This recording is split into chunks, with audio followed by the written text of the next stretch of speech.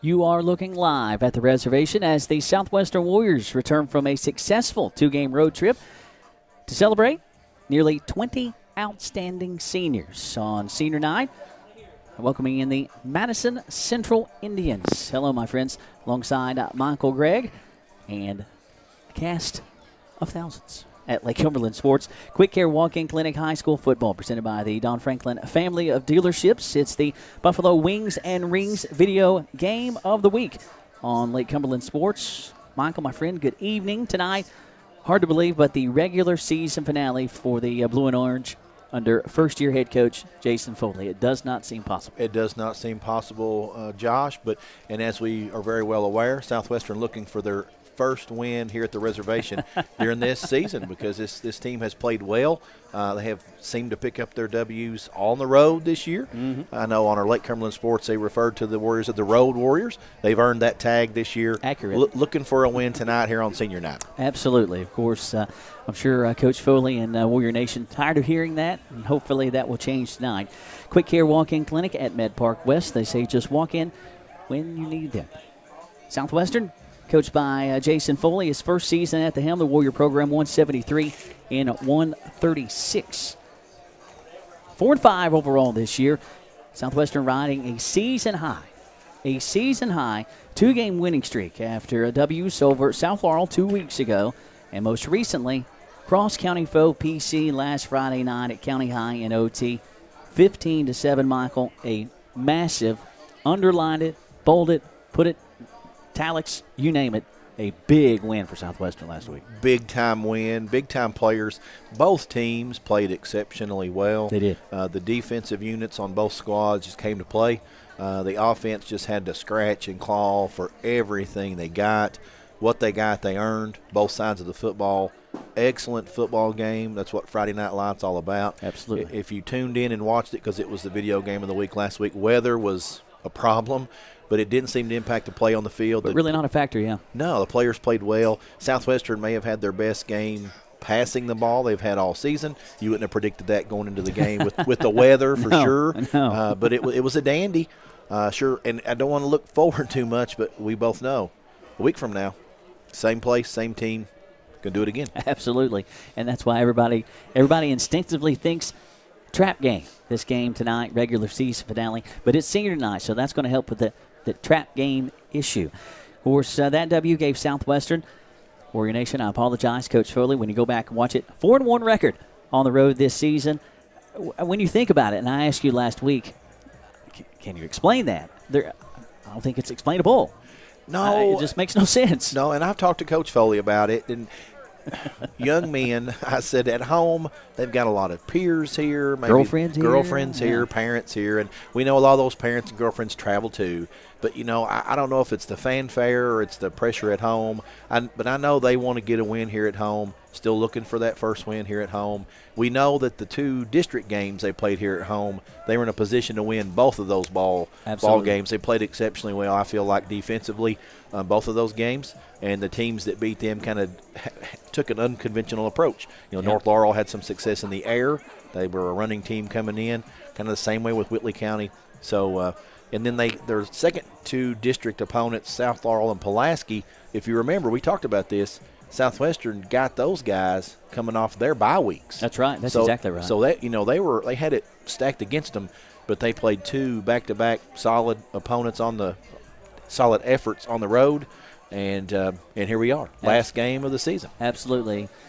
Don Franklin Somerset family of dealerships, a big thank you to the Don Franklin Somerset family of dealerships for sponsoring tonight's coverage of high school football. Be sure to take advantage of the great savings at any of their Somerset locations. Visit them on Facebook, Don Franklin Somerset family of dealerships. They treat you like family. Unfortunately for Southwestern, they are 0-4 here at home this season. Tonight would be a good night to change that on senior night, sending specifically 18 seniors out with a W here tonight. It's a group of 18 seniors that has seen a coaching change and a whole lot along the way. Sure. A lot of kids, and we've talked about the numbers that this squad has of underclassmen. 18 seniors, a lot of young men suited up for the last time here at the reservation. Going to at least have one more game this season. I think I misspoke a second ago and said last game. Last regular season game this year. But you're right, closing out their career here at the home field reservation. So it's a bittersweet moment for those young men. Absolutely is. Lake Cumberland sports big storylines. We already kind of alluded to it. A trap game. PC last week. Playoffs looming next week. PC next week. You get the idea. When you mention Southwestern and PC, that's all you need to say. Southwestern and PC.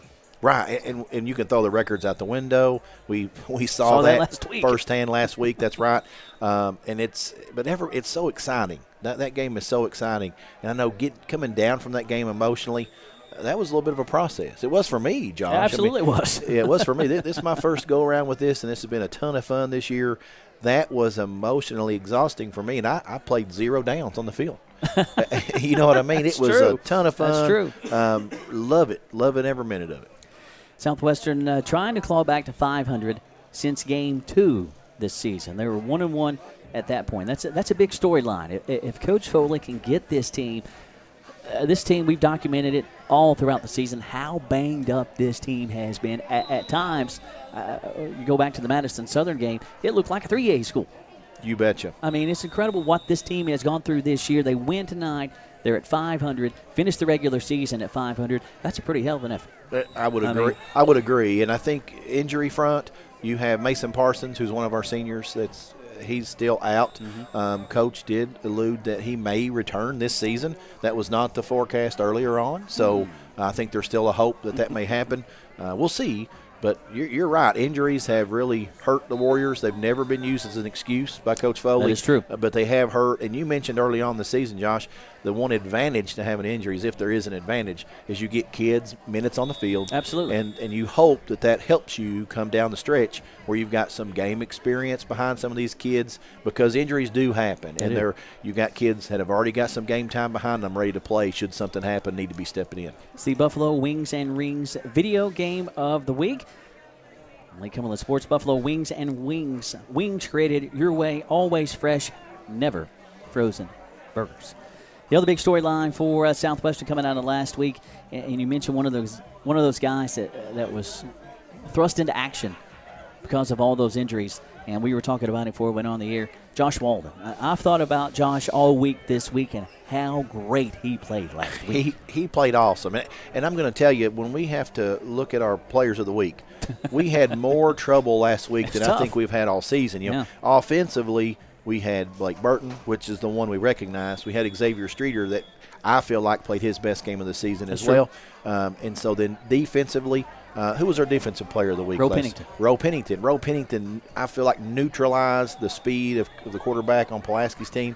And then Walden had the huge interception. Xavier Streeter also had interception. That's true. And so we had some Herculean efforts on the field. Those 4 players, all deserving of that honor. And as we've talked all season, let's not forget the play of the offensive line. Offensive line has played fantastic for this squad all year. Running the ball is what Southwestern likes to do, and they do it very well. Not possible without the big boys up front creating the holes. So kudos to those guys. Every game they could be recognized as a squad for player of the game. So, but you're right, Walden, big time. And that was, to quote Coach Foley last week, Walden, big time. Josh Big Time Walden. Well, that's how he played last week. Big time. You got to do it again this week. Big time. Well, yeah, you capable of that. Now let's see it some more, young man. Absolutely. That's right. Absolutely. Southwestern averaging 17 points a game. They're giving up 24 points per. This is the 5th all-time meeting between Southwestern and Madison Central. I'm glad this series continues. They played Easton the last 2 years. It's a home-and-home series. Southwestern leads the all-time series 3-1. The Warriors riding a 2-game winning streak in the series. That's since 2017. And they played Easton the last 2 years. Those at Madison Southern. In the Doc Silpa Bowl, the Warriors won last year 26-7. And then 24-15 in 2017. The last meeting here at Southwestern, well, you got to go back a while. 2001. Wow. It's been a while. The Warriors won that one as well. 47-6 for Madison Central. It has been a tough one this year for Madison Central under Mark Centers, his 6th season at the helm. And talking to a former Warrior, that being Coach Mike Lewis, who is a running backs coach for the Madison Central Indians.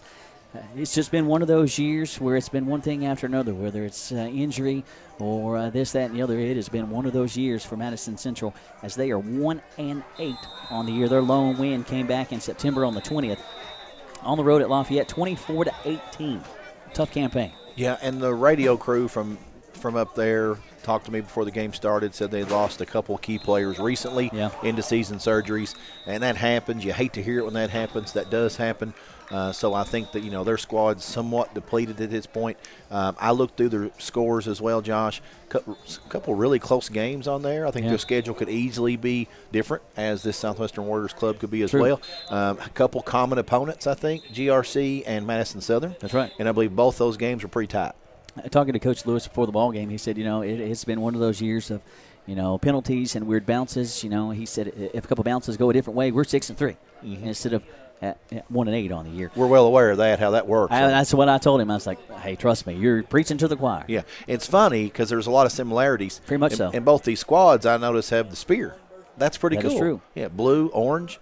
I like it. Battle of the Spear. That's right. Battle of the Spear tonight. Again, a tough campaign for Madison Central as they started the season, falling at home in the Roy Kidd Bowl 27-6. Then they lost on the road at Anderson County, lost to Madison Southern at home 34-25. They lost to Lexington Christian in the Doc Sipple Bowl 45-15. And then they picked up their lone win of the season against Lafayette, and since a 4-game losing streak, losing to Dixie Heights at home 38-23. They got blanked by Oldham County 28-0. A tough loss on the road at George Rogers Clark, a district opponent, 42-34 for Madison Central. Most recently, they lost at home to Bryan Station last week, 23-7. So far, and I always hate to bring stats like this up, but it's part of the equation. It's the worst season since 2010. Madison Central went 1-10 that season. And the radio crew as well, Josh, had mentioned next week this Madison Central club has GRC. They do again, in the first round of the district. And of course, you mentioned they played them, and it seemed like a tight contest.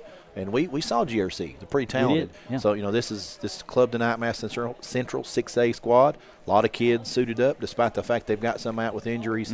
They're looking – you wonder about this team. Is this a trap game for this squad? Absolutely it is. Looking at GRC next week and knowing what they've got ahead of them. And that's just something that a lot of teams across the state are facing at this juncture of the season because of the new structure in the playoff system. A lot of teams are playing the team they played last week again next week. So it's not just Southwestern and Madison Central, but it's a new part of the equation. Sure. And I think across a lot Lake Cumberland sports family, we've got some audio games as well. Yeah.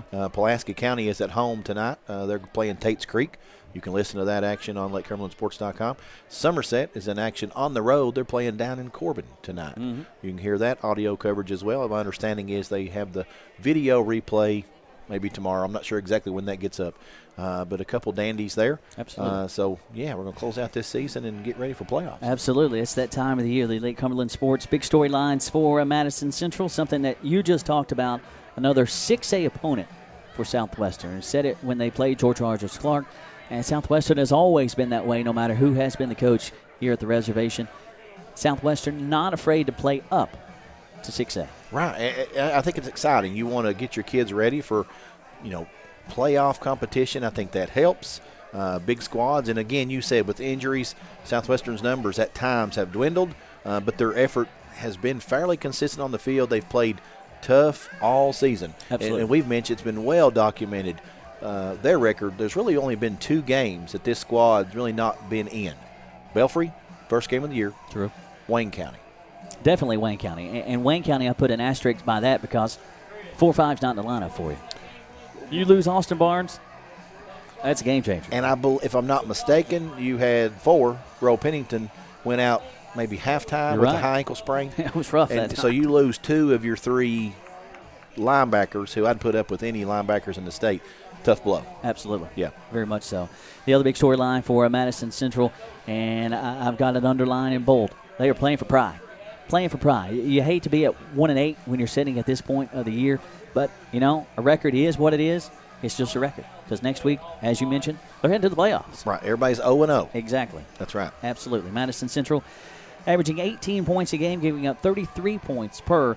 It is the 5th all-time meeting versus Southwestern, the lone W for the Indians. that came in Richmond way back in 2002, 23-20 in a thriller. And this is the first trip back to the reservation since 2001 for Madison Central. It has been a while since the Indians have been at the reservation. And before we get to the Coach Jason Foley show, we mentioned senior night here at the reservation. 18 seniors being honored tonight in the pregame. Xavier Streeter, Jay Cowan, Mason Parsons, Blake Burton, Cameron Pierce, Kenny Robinson, Cody Blackburn, Dawson, Tommy Nelson, Austin Barnes, Ethan Fisher, Mason Heath, Ethan McGuire, Jake Early, Chandler Truitt, Brandon Burton, Skylar Purdue, and Max Brainerd. 18 absolutely wonderful seniors. And we wanted to make mention of those guys, of all the effort and all the heart they have put into this Southwestern program in a year that has been a change for Southwestern under Coach Jason Foley, and they have adapted well. You betcha. And congratulations to those young men. Playing football is not always easy. No, They've had to commit a lot of time and resources, and thanks to their parents for making that possible, driving them back and forth to practice. Thanks to the youth league coaches that get a lot of this stuff started. So it takes a lot of people to see this effort through. But I'll just say, as someone who hires people, kids that can go through this and sacrifice and commit, it prepares them for the real world. Absolutely, it prepares them for life. Absolutely. Things don't always go your way, and that's how the world works. Yeah. And these young men experience that. So I always encourage, if you can experience high school sports, experience sports on any level, do it, because it'll allow you to grow in ways that you have no idea even possible. Absolutely. So, congratulations, young men, for putting the time and effort and dedication in the Warrior program. You'll remember and cherish it for a lifetime. Absolutely, and they shared some of their favorite memories of playing football, and a lot of those were a memory from 7 nights ago. Right. Some of those were from middle school. Right. You're right. Like one player remembered beating Northern in 8th grade. And one remembered sliding in the mud in middle school. and sliding in the mud in elementary school. Oh, yeah, I that's think right, was elementary, yeah. Cody Blackburn, yeah. And then we say a lot of young men have short memories. True. And they did reference the game last week. And so, but just congratulations to those guys. I know emotions will be high, Absolutely. Closing out the season. And I'm curious how that big win last week affects the confidence level. You got to know that these guys, they probably think they can run through a brick wall at this point. So I'm just curious to see how they start out this match. I think they're going to be fired up and ready to go. We'll see. We're getting ready to see. Be confident, but not overconfident. You betcha. So that's enough of us. You've heard from us. Most importantly, you want to hear from the Southwestern head ball coach, that being Southwestern coach Jason Foley. Quick Care Walk-In Clinic, Med Park West, has short wait times for sports physicals, flu shots, and immediate medical care with in-house lab and x-ray. They're open till 7 p.m. on weekdays, 10 a.m. until 3 p.m. on Saturdays. Behind the hospital just off Boulder Street, Med Park West. Quick Care Walk-In Clinic says just walk in when you need them. Now, Coach Jason Foley Show, Lake Cumberland Sports. Good afternoon. This is Michael Gregg with Lake Cumberland Sports. I'm sitting here with Coach Jason Foley of the Southwestern Warriors. Coach, congratulations on a big win last Friday night over PC at PC. Your team put together a Herculean effort and came ready to play from the start. How'd you feel about your team's performance last Friday night? Well, thank you very much. It was a tremendous win for us last week. Our kids, it's a game that they look forward to, all year round, and I think they kind of circle it on the schedule, before the season. And it's a situation where we just try to take it game by game, but we know that it's very important and it's big for our community, and it's a great rivalry game. You look back at the history of the game, there's been some great ones, and I think Friday night definitely would go down as one of the best, and fortunately we was able to come out on top and get it done. But I was very proud of our kids' performances. They executed our game plan that we wanted very well. Especially defensively. I thought our defense played lights out throughout the night. And then offensively, we were able to do enough and make enough plays to get the job done. And, it was a great win on the road. Very good team. Pulaski has a very good football team. And so we're very proud of it. Our kids have got a lot of confidence from it, and hopefully we can build on it going forward. Coach, your defense has played well all year, and Friday was no exception. Your offense on Friday seemed more balanced with 16 passing attempts, and Blake Burton looked sharp. Are we going to see the passing game develop further this week? Yeah, going back to our defense a little bit, we've just, we've gotten healthy the last 3 or 4 weeks, and I think as we've gotten healthy, our defense has gotten stronger and stronger, and they're really dialed in right now, both with our run defense and pass defense. So we're very happy, and our coaching staff does a great job. Coach Payne, Coach Mills, Coach Gregory, those guys did a great job in preparing. So, definitely excited about what we can do going forward. As far as the passing game goes, Blake had a great game. He made some big plays there at quarterback, and then our receivers made some big plays with Justin Vaught and Xavier Streeter and, Mason Hibbard. Those 3 made some big catches. And we would like to be balanced. Coming into the season, we kind of wanted to be balanced, and we had a lot of, quarterback, situation things that happened with some injuries and things. But I think Blake has really come on the last 3 or 4 weeks, and hopefully we can be balanced going forward as we head into the playoffs. And, Coach, you mentioned your receivers. I'm going to ask a little bit more about those guys. Xavier Streeter makes a great touchdown catch early. Mason Hibbard makes a great sideline catch in a timely spot. And Justin Vaught had a big-time reception over the middle. Can you talk to me about your talented receiving core on the squad? Well, yeah, we really do have some, everybody I think knows about our running backs because we've had some big rushing games this year, but we've got some really good receivers too. Xavier Streeter, I thought he had a great game. Yes. He made plays that I saw him making 7-on-7 back in the summer. And, we've had to move him around a lot, even play him at quarterback. And I think the last couple of weeks we've kind of really got him a lot of receiving reps. And he really went out and had a huge game, made some big catches. And then you got Mason Hibbard, the young sophomore. He just finds ways to make plays, very good route runner, and has maybe the best hands on the team. He made some big plays. And then Justin Vaught also made some big plays, and he's just a really hard worker. He's a junior, and, he's another good route runner, and he made some good plays. And you got Cade Sullivan, who has also can make plays, too, at that position. So we're very happy with their receiving core. They played a great game. This week, senior night, last home game this school year for your Warriors, and your road Warriors, I might add, with all their wins coming on the road so far this year. This club's still looking for their first win here at the reservation. How has this week of practice looked for your squad? Yeah, well, we want to send our seniors out with the win. I told them this is the last opportunity that they're ever going to have playing at the reservation.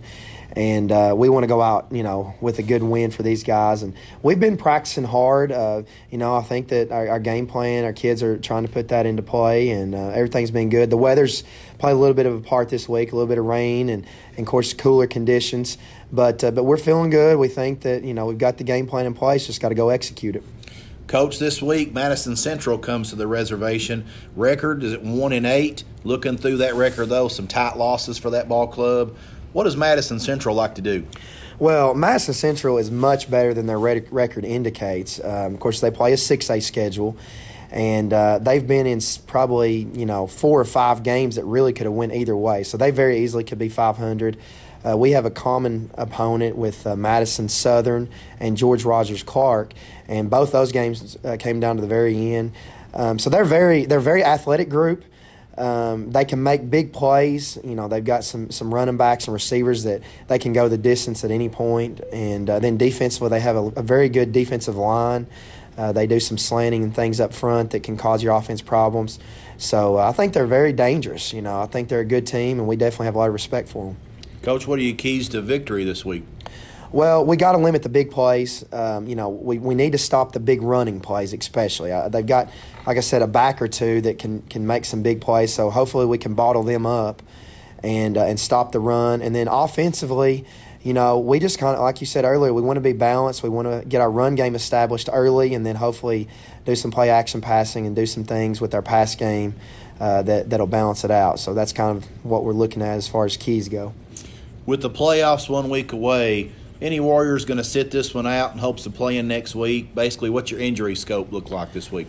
Well, of course, you've still got Mason Parsons, who we're still uncertain, if we're going to get him back or not. I think he actually goes back to the orthopedic this week, and, we've still got some hope that maybe in the playoffs he could come back and join us.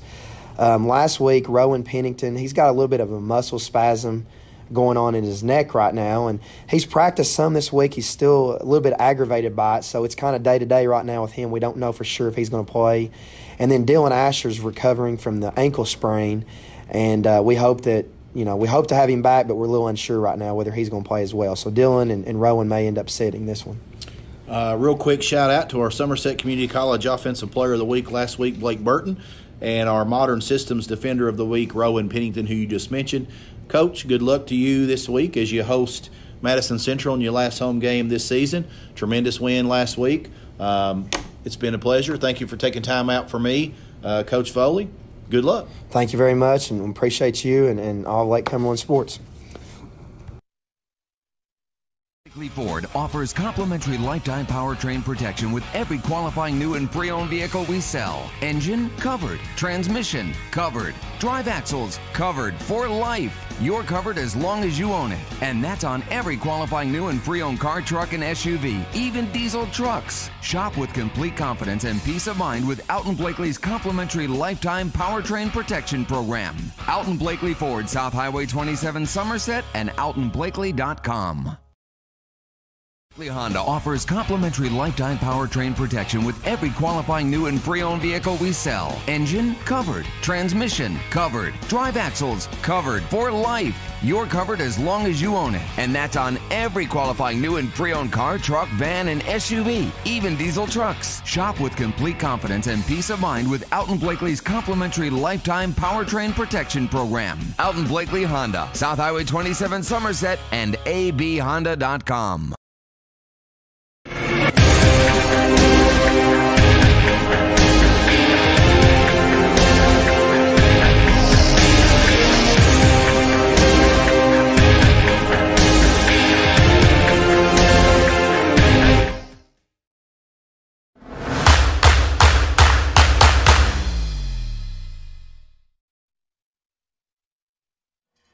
Quick Care Walk-In Clinic, high school football, presented by the Don Franklin family of dealerships on LakeCumberlandSports.com. It is the Buffalo Wings and Rings video game of the week.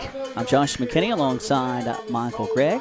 Pat Harris producing this evening. Julian Roy on camera. You see seniors meeting at midfield. Michael, my friend, it is about go time, and it is cold tonight, bro. It is cold. We were spoiled by the hot weather early this season.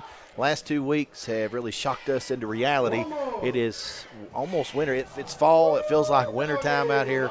Friday Night Lights. It's great. You heard me talking to Coach Foley. His keys of the game. I asked him about his passing attack last week. Passing attack looked sharp. I think you're going to see him this week continue to develop that. He mentioned about maybe spreading the ball around, throwing the ball around. He's got some talented receivers. He talked about that in the Coach Jason Foley show. The talented running backs he has, establishing the running game.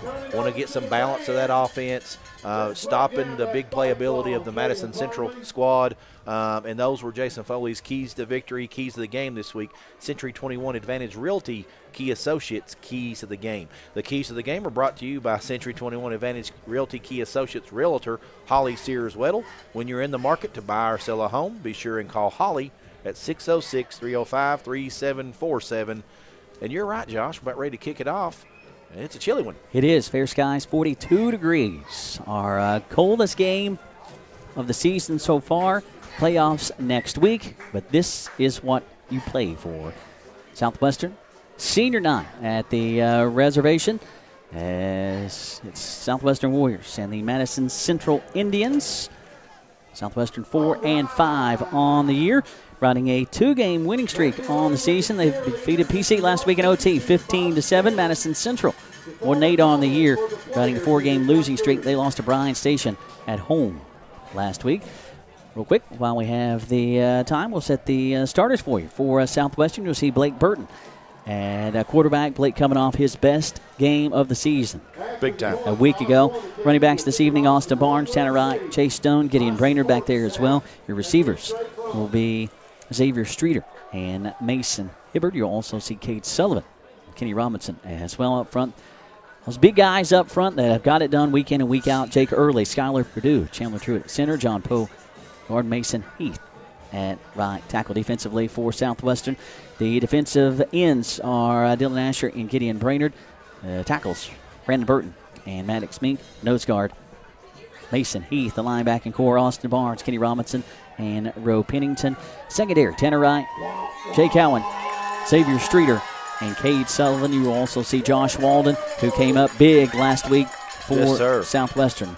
For Madison Central, real quick, offensively led by Nate Story. Quarterback, Joe Burton. Running back, as is Ashton Holberg. Wide receivers, William Jacobs and John Lanshaw.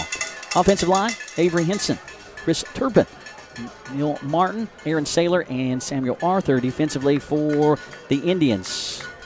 Up front, Noah Shipley, Kyron Jackson, Edrin Sweet. Linebacking core, Hayden Pruitt, Trey Parks, Sawyer Cruz, and Anthony McLaughlin. Secondary, Tanner McIntosh, Jeffrey Neely, Chris Willinger, and Emmanuel Pruitt, as we are set to rock and roll. Southwestern in the all-gray unis here this evening. Trimmed in orange and blue. Orange helmet with a white face mask and a spear on both sides for the Warriors. Orange hat for Madison Central. Traditional Madison Central uniforms. White tops, trimmed in red and blue. Blue pants, blue helmet with a white face mask and a spear on either side. It's the Battle of the Spear here tonight at the reservation. Thanks for settling in with us as the Indians send it away. Warriors get the first crack at it. Return back from the 15-20. Straight up the gut now. Bouncing it out near sideline. Look out. 35-40. A flag will fly down the near sideline. Wrapped up and dropped by Southwestern up at around the 35-yard line. That return. Southwestern set them in great field position, but hold the phone. Connor Crisp on the return. Flag back at the Warrior 29. Hope that is not an omen for this one. As it will be on Southwestern. Saw the indication from the wide hat there. Thanks for settling in with us. Game time temperature 42 degrees. As the Warriors will setting on the Madison Central side of the field with that penalty. It'll back them up. First and 10 for Southwestern. From their 19-yard line, the cowbells back in effect at the reservation. Haven't heard those cowbells in a while. Haven't seen the spear in the field in a while. Tradition is coming back. I like the tradition. You betcha. Yeah, I like it. You can see that in one of our opening shots. Great catch. Burton starts at quarterback for the Warriors. Pistol set. He will turn and hand it off. Doan trying to go straight up the gut. Nothing there. Good initial push by that Madison Central front. Michael, go back to last week. Doan's had a tough couple of weeks. Tough sledding for Chase. Yes, sir. You know, he's bound to get some space, and he runs downhill. I mean, he runs right forward. But, yeah, he's had trouble getting some space. The defense keys in on him, and he leads this team in carries. So, I mean, he's showing up on the scouting report, no question about it. Oh, yeah, you're not going to sneak number 3 in there. As Chase coming into the 135 attempts, 660 yards, 7 touchdowns, averaging over 70 yards a game. Shotgun set for the Warriors as the handoff goes to, I think that's Tanner Wright trying to sweep this near side. He'll be wrapped up and drop as Wright goes nowhere. That one shut down in a hurry, stringing to the near home sideline. As the Warriors are sitting at 3rd and long, an early 3rd down facing Southwestern. It'll be 3rd and about 11 here for Southwestern. Johnson coming up, making that stop. Had to look for that number on my roster real quick. 3-man front for the Indians. Burton looking to throw, fires, led his man too far. As a matter of fact, the Indian had the best shot at it, as that was Chris Linger. Incomplete. He got a paw on it. Falls incomplete. 4th down. And that quickly, Southwestern sends on the punting unit. 10:30 to go, opening quarter. It almost looked like on that pass attempt, he thought that Streeter was going to run a different route. That ball was a good 10 yards away from him, it seemed like. Streeter was the intended target, but Linger had the best shot at it. You're right. He had to paw on it. 4th and 11 for Southwestern as they will boot it away. Blackburn lines the Warriors up. Chilly night. Welcome to November. It seems like it should be about September. It really, this season has flew. I mean, this year has flown by. Yes, sir. It's the 11th month of the year. It makes no sense. So Warriors will boot it away here on 4th and 11. Cody Blackburn, the senior, stands back to lay the leg to it. Not sure what the pause is. We got a problem with the chain, as you see. Official been over helping the chain crew. 4th and 11 for Southwestern. You saw it in a couple of our opening shots. Saw the senior numbers out just over midfield here at Southwestern. I like that. It's classic. It's got a nice touch. I like that very much. Very much so. These guys, 18 seniors, have put a lot in to this program. We're celebrating them here tonight. Blackburn again inside his own 5 to lay the leg hammer to it. Single man back to return for Madison Central. Waiting the snap. High snap. Blackburn got it. Laid the leg to it. Angles near sideline. Takes a skip and hops back towards the center of the field. Looked like it was going to angle out of bounds near sideline. It pops back. Still, Madison Central is going to be setting on a very short field. 1st and 10 for the Indians from the Southwestern 49. The Indians right to left here in the opening quarter. Good field position for Madison Central. Absolutely. They're already starting on the Southwestern side of the football field. Officials tonight, Robert Kirby, Scotty Moore, Tim Spears, Billy Phillips, and Chris Kirby. Madison Central, match near home sideline. Pistol set, snap, handoff, Central, sweeping right, back inside, they're bouncing it back outside up to around the 43-yard line. Second and short, gain of 8. I'm trying to get my wickets here. We're okay if I turn this light back on. Yeah. My 40-year-old eyes can't see a whole lot anymore. Nathan Story, the quarterback. Again in the pistol set. Turns and hands it off. That straight up the gut, spin move. Second effort. Will get the first down as Joseph Burton on the carry. Josh, is that 16 or 18 on the carry? I'm trying to figure that out. Made by Streeter for the Warriors. 16 and 18 looks a whole lot alike. I'm giving that one is to 16. That is 16. That is Burton. He's had both carries so far. In a pistol set, 1st and 10. He'll get the call again and ran straight in to a big defensive lineman as he ran into Brandon Burton, got off kilter as Mattingly and Associates coming in to make the stop.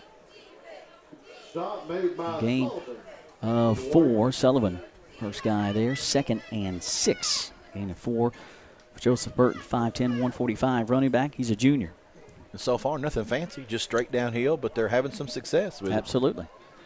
Madison Central starting on the short field at the Southwestern 49. The second and about 6 from the Southwestern 34. Ball middle of the field. Getting a pistol set. Pitch this time. Coming to the running back, and he will just slide down as he saw Austin Barnes coming with a head of steam, and young Joseph Burton knows the power for what with 4-5 can come with. Yeah, probably wise choice. You can see him slide, literally. You could see him slide. Just live to play another down. Exactly. You're not going to win it in the first quarter, but you can lose a head in the first quarter. That's true. But that's a loss of 3, though. Turner Realty Group 3rd down for the Southwestern Warrior defense. Warrior defense having to bow their neck here as Central started on their own side of the field. I think we're all settled in now. Nathan Story, quarterback. Centers had been the starting quarterback. He's out with injury. Handoff goes to the up back, and he goes nowhere. Give that tote to Ashton Holberg as he had a couple of Warriors on him in a hurry. Cameron Pierce. So several other Warriors in there as well. And that's 4th down, a loss of 1. So Central starting to put a little bit of drive together. The Warrior defense says, whoa, wait a minute. And Josh Pierce is one of those Warriors senior that missed a substantial portion of this season. He did. First game back is at PC, and he's a difference maker. Absolutely. Played well last couple of weeks. 4th and 10 here for the Indians. Both teams jockeying for position here as the Indians will boot it away as Jackie sends it away. As that will take an unfriendly Madison Central hop. And it'll be a 1st and 10 for Southwestern from just above their 22-yard line. Left to right here for the Warriors, wearing those all gray unis tonight. And those numbers trimmed in orange. Magic Monograms has moved to 110 Creek Terrace, conveniently located off North Highway 27 between Big Lots and Backyard Burger. The place for custom embroidery, screen printing, and so much more. They can put your designs on medical and athletic uniforms, corporate and school apparel. Find them on Facebook. Search Magic Monograms and Embroidery. Sorry about that, Josh. No, you're fine. 1st and 10 Southwestern. Second series of the night. As Blake Burton goes up, hands under center. Straight eye behind you. So that'll be a fullback dive. Gideon Brainer straight up the gut. Short yardage for the fullback, Gideon Brainer. Gain of 2, second and 2 in the linebacking core coming up. As Madison Central, her front, done a pretty good job early. Again, it's a small sample. 7 minutes to go opening quarter. Pretty good job so far containing those Southwestern running backs. Warriors put it in the air once. Again, a high back set. 4-man front for the Indians here. As the handoff goes to Doan inside right tackle. Positive yardage up to close to around the 30. That's going to set up 3rd down and manageable. Well, 3rd and about 5. As Doan didn't get the spot I thought he was going to get. As they'll spot him back at the 28-yard line. I thought he got up to the 29-yard difference. 3rd and 5. 3rd and a little bit longer. Got any hot hands? I have frozen hands. Already? I do, Josh. Sorry. It's cool tonight. It's cool. Scratch the cool. It's cold. It's cold. 42 in January is going to feel completely different than 42 does right now. We're spoiled, so there's that. That is true. We are indeed. We are well taken care of here at Southwestern. 3rd and 5. Doan wrapped up in the backfield, and he's going to lose yardage. Again, Doan's had a tough couple of weeks toting the football, and that one wasn't on him. As soon as Doan got the football, he might have made 2 steps before he had Indians cloaked all over him. Yeah, and that was one of those trap plays where one tailback, it's a fake handoff one way, tailback takes it the other way. Madison Central not fooled, hitting him right in the backfield. Doan luckily didn't lose a yard. All that effort to get back to the line of scrimmage. 4th and 5. The Warriors looking like they will line up and go for it, but timeout will be taken. As Madison Central will take that Toyota of Somerset timeout with 5:32 to go. And Josh, did you let everybody know the colors of the uniforms the guys was wearing tonight? Absolutely, certainly Okay, did. so my friend and colleague Josh McKinney brought you the fashion report. That fashion report is brought to you by Trader Jack's. Get game day ready at Trader Jack's in Grand Central Place. Open 7 days a week and locally owned and operated means you will get personal and friendly service so you can put together that perfect outfit or accessorize to make you look fabulous. Check out the new fall fashions that are arriving daily. That's at Trader Jack's. Warrior Nation looking fabulous tonight on a cold night at the reservation. Oh, absolutely.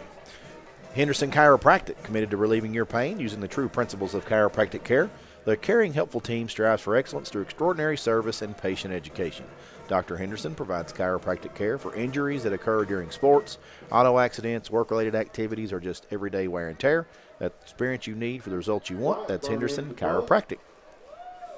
4th and 5 for Southwestern from their own 28-yard line as Blackburn will send it away again.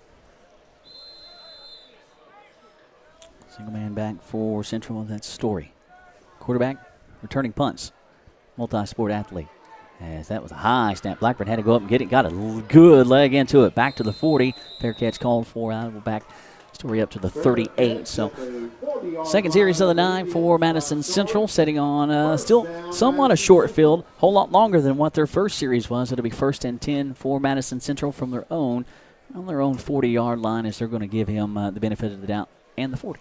A little bit of a stale start this evening for Southwestern's offense. A little bit. But coming off, I mean, you mentioned it for you and for us coming off that win last week. I mean, it's such a big win last week for Southwestern, and everybody talks about the trap game. And this is a trap game for Southwestern. It is. I hate that term, but it is. It absolutely is. The handoff goes to the running back, and that will be a late flag as Warrior got to him. As the Indian heading down to the deck, that would be Burton. As that's the second time we've seen Burton. When he had a guy coming at him with a head of steam, he will take a slide. When he took that slide, Brainerd was coming in to hit him, and his hand looked like to me and there's no doubt about it, got caught up in the wash and got that helmet tagged. And yeah, that was obvious. You saw that one. Yeah, that was tough. And I think that was just a product of running back sliding and linebacker coming in with a head of steam. 1st and 10 for the Indians as football sets at the midfield stripe. 5:20 to go. We are scoreless on the Randall D. Turpin CPA scoreboard. 1st and 10 for the Indians after that face mask penalty. Running back started early, by the way. He gets the carry, lost the football. It is on the deck, and the Southwestern Warriors are going to come up with it. As coming out with the football, Austin Barnes on senior night. We see a 4-5. Southwestern setting in Fat City as that was coughed up by the new running back for Madison Central.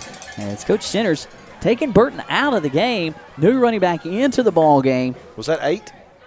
That was, I think it was Andre Smith. 21. Okay. No, 23. 23. Adrian Parks? Adrian Parks.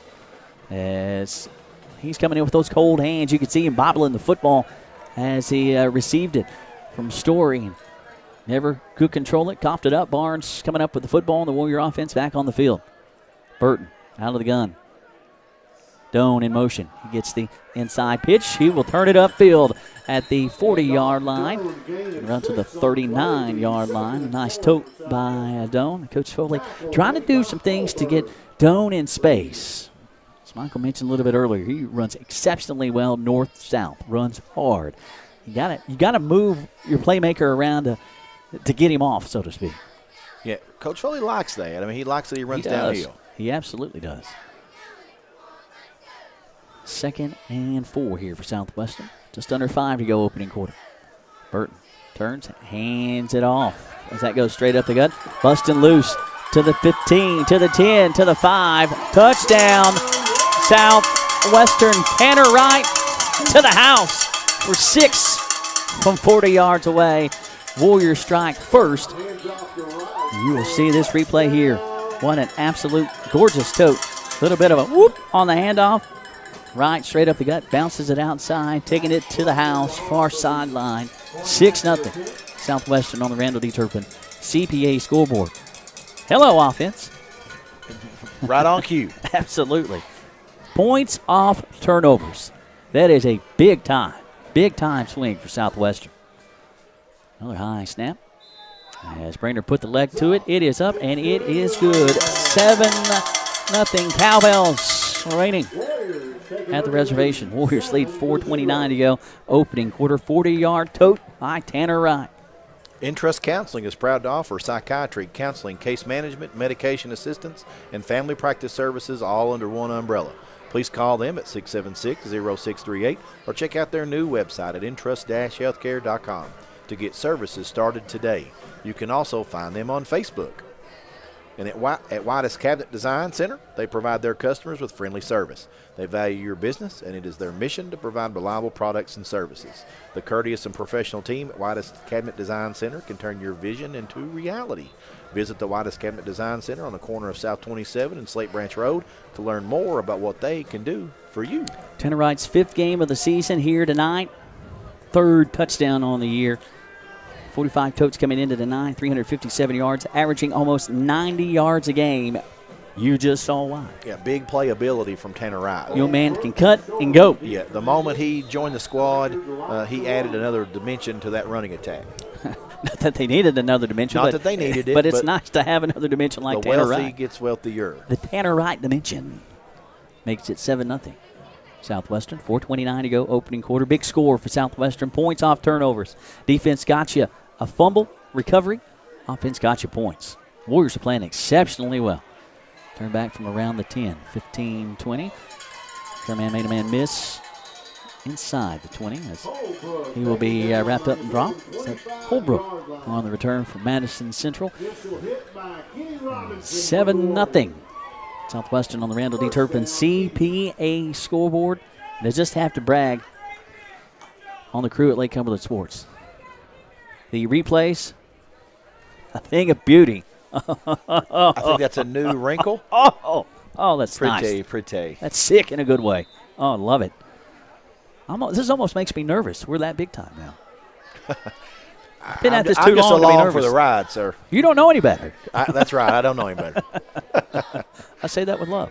The handoff. Straight up the gut. Lasso driven backwards. Joseph Burton back into the football game. As that Southwestern front getting him by the waist and bringing him back. Gain of 3, though. That's Roe Pennington. That's credit for the stop. Not to toot our own horn, but I want to toot the horn, man. I mean, that's... You might as well, brother. Toot, baby. Toot. That is nice. That is nice.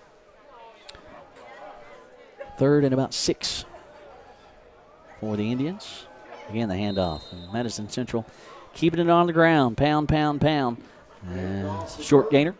And a 3rd down. Down marker did move just a smidge. Still going to be 3rd and long. Big Turner Realty Group 3rd down for Southwestern Warriors. And Joseph Burton, the feature back for Madison Central. And again, we talked about all the injuries for Madison Central. They've just done, they dealt with injury after injury after injury. Kind of like Southwestern at the start of the year. It's getting Madison Central now. Pistol set. Indians looking to throw. All right, downfield to Story. He's got a man. That's complete. Down markers take a shot as Kenny Robinson comes up and makes the stop. Holberg gives that reception. Holberg on the reception. And move the chains for Madison Central. 1st and 10 for the Tribe. 3 minutes to go. Southwestern leading 7-0 on the Randall D. Turpin CPA scoreboard, celebrating 18 seniors here tonight.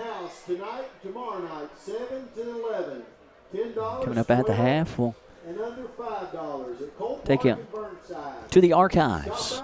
From the archives. Only going back a couple years this week. Taking back to 2017 between these two teams. From the archives coming up at the half. 1st and 10 for the Indians. As quarterback keeps it himself. Off right tackle. He'll get up to the 40-yard line. Short gain. It's Barnes, Heath, and Pennington along with Crisp in there to make the stop as well. Hats to the football. Southwestern 4-5 coming into tonight. Looking to get back to 500 to close out the regular season. And that would be a wonderful thing. You think 500 with everything this Southwestern team has dealt with this year injury-wise. And I go back to that point you made against Madison Southern, how Southwestern was so injured that night, they looked like a 2A or 3A school. I mean, it was incredible. Depleted troops. I mean, it's incredible. First-year head coach as well.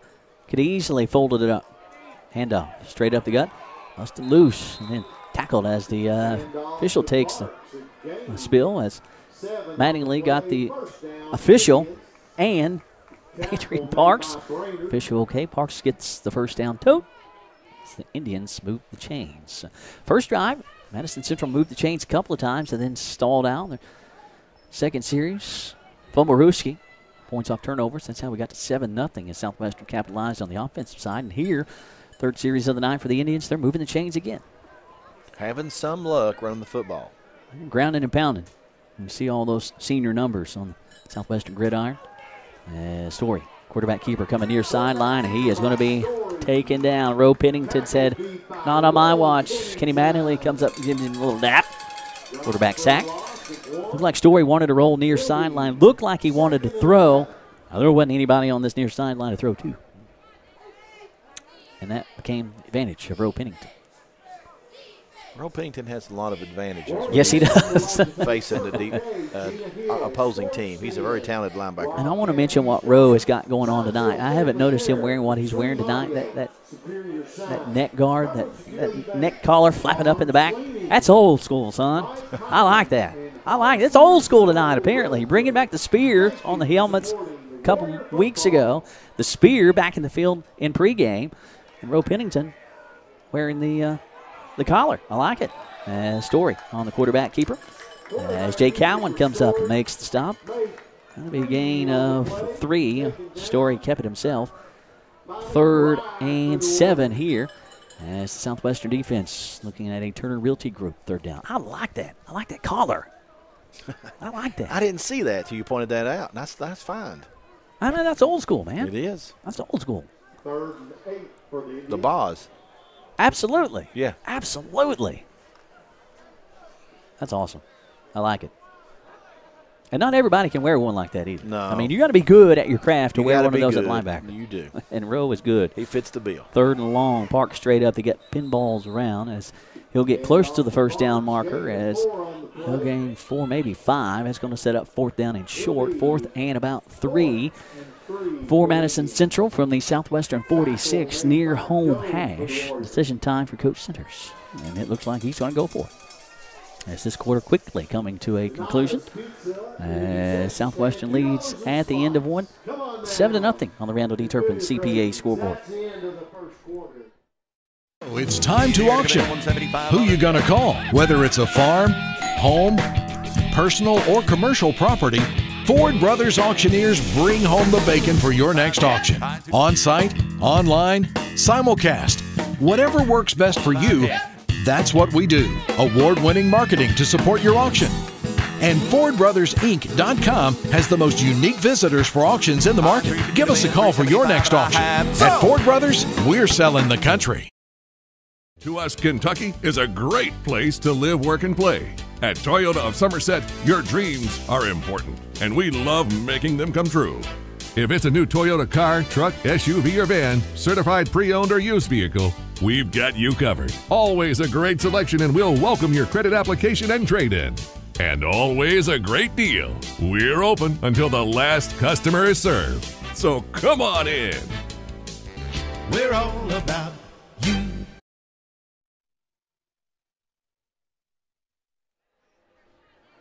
It's the video game of the week. Buffalo Wings and Rings video game of the week. Quick Care Walk-In Clinic, high school football, presented by the Don Franklin family of dealerships. 7-0 as we begin the second. I'm Josh McKinney alongside Michael Gregg. Long hand, Pat Harris and Julian Roy this evening. Thanks for joining us. A cold night at the reservation. 4th and 4 officially for Madison Central. They will go for it. High snap. Handoff goes to Parks. He is wrapped up in the backfield, and he is not going to get close. Warrior front had it shut down. The linebacking troop, led by Austin Barnes, coming in and making the stop. Brandon Burton, Asher, and associates trotting off the field, getting some dap from the offense as they swap. Yeah, good stop by the Southwestern defense. Parks never got close. No, sir. Good initial surge by that defensive front. Warrior offense just put points on the board. Looking for more. 7-0 at the end of one.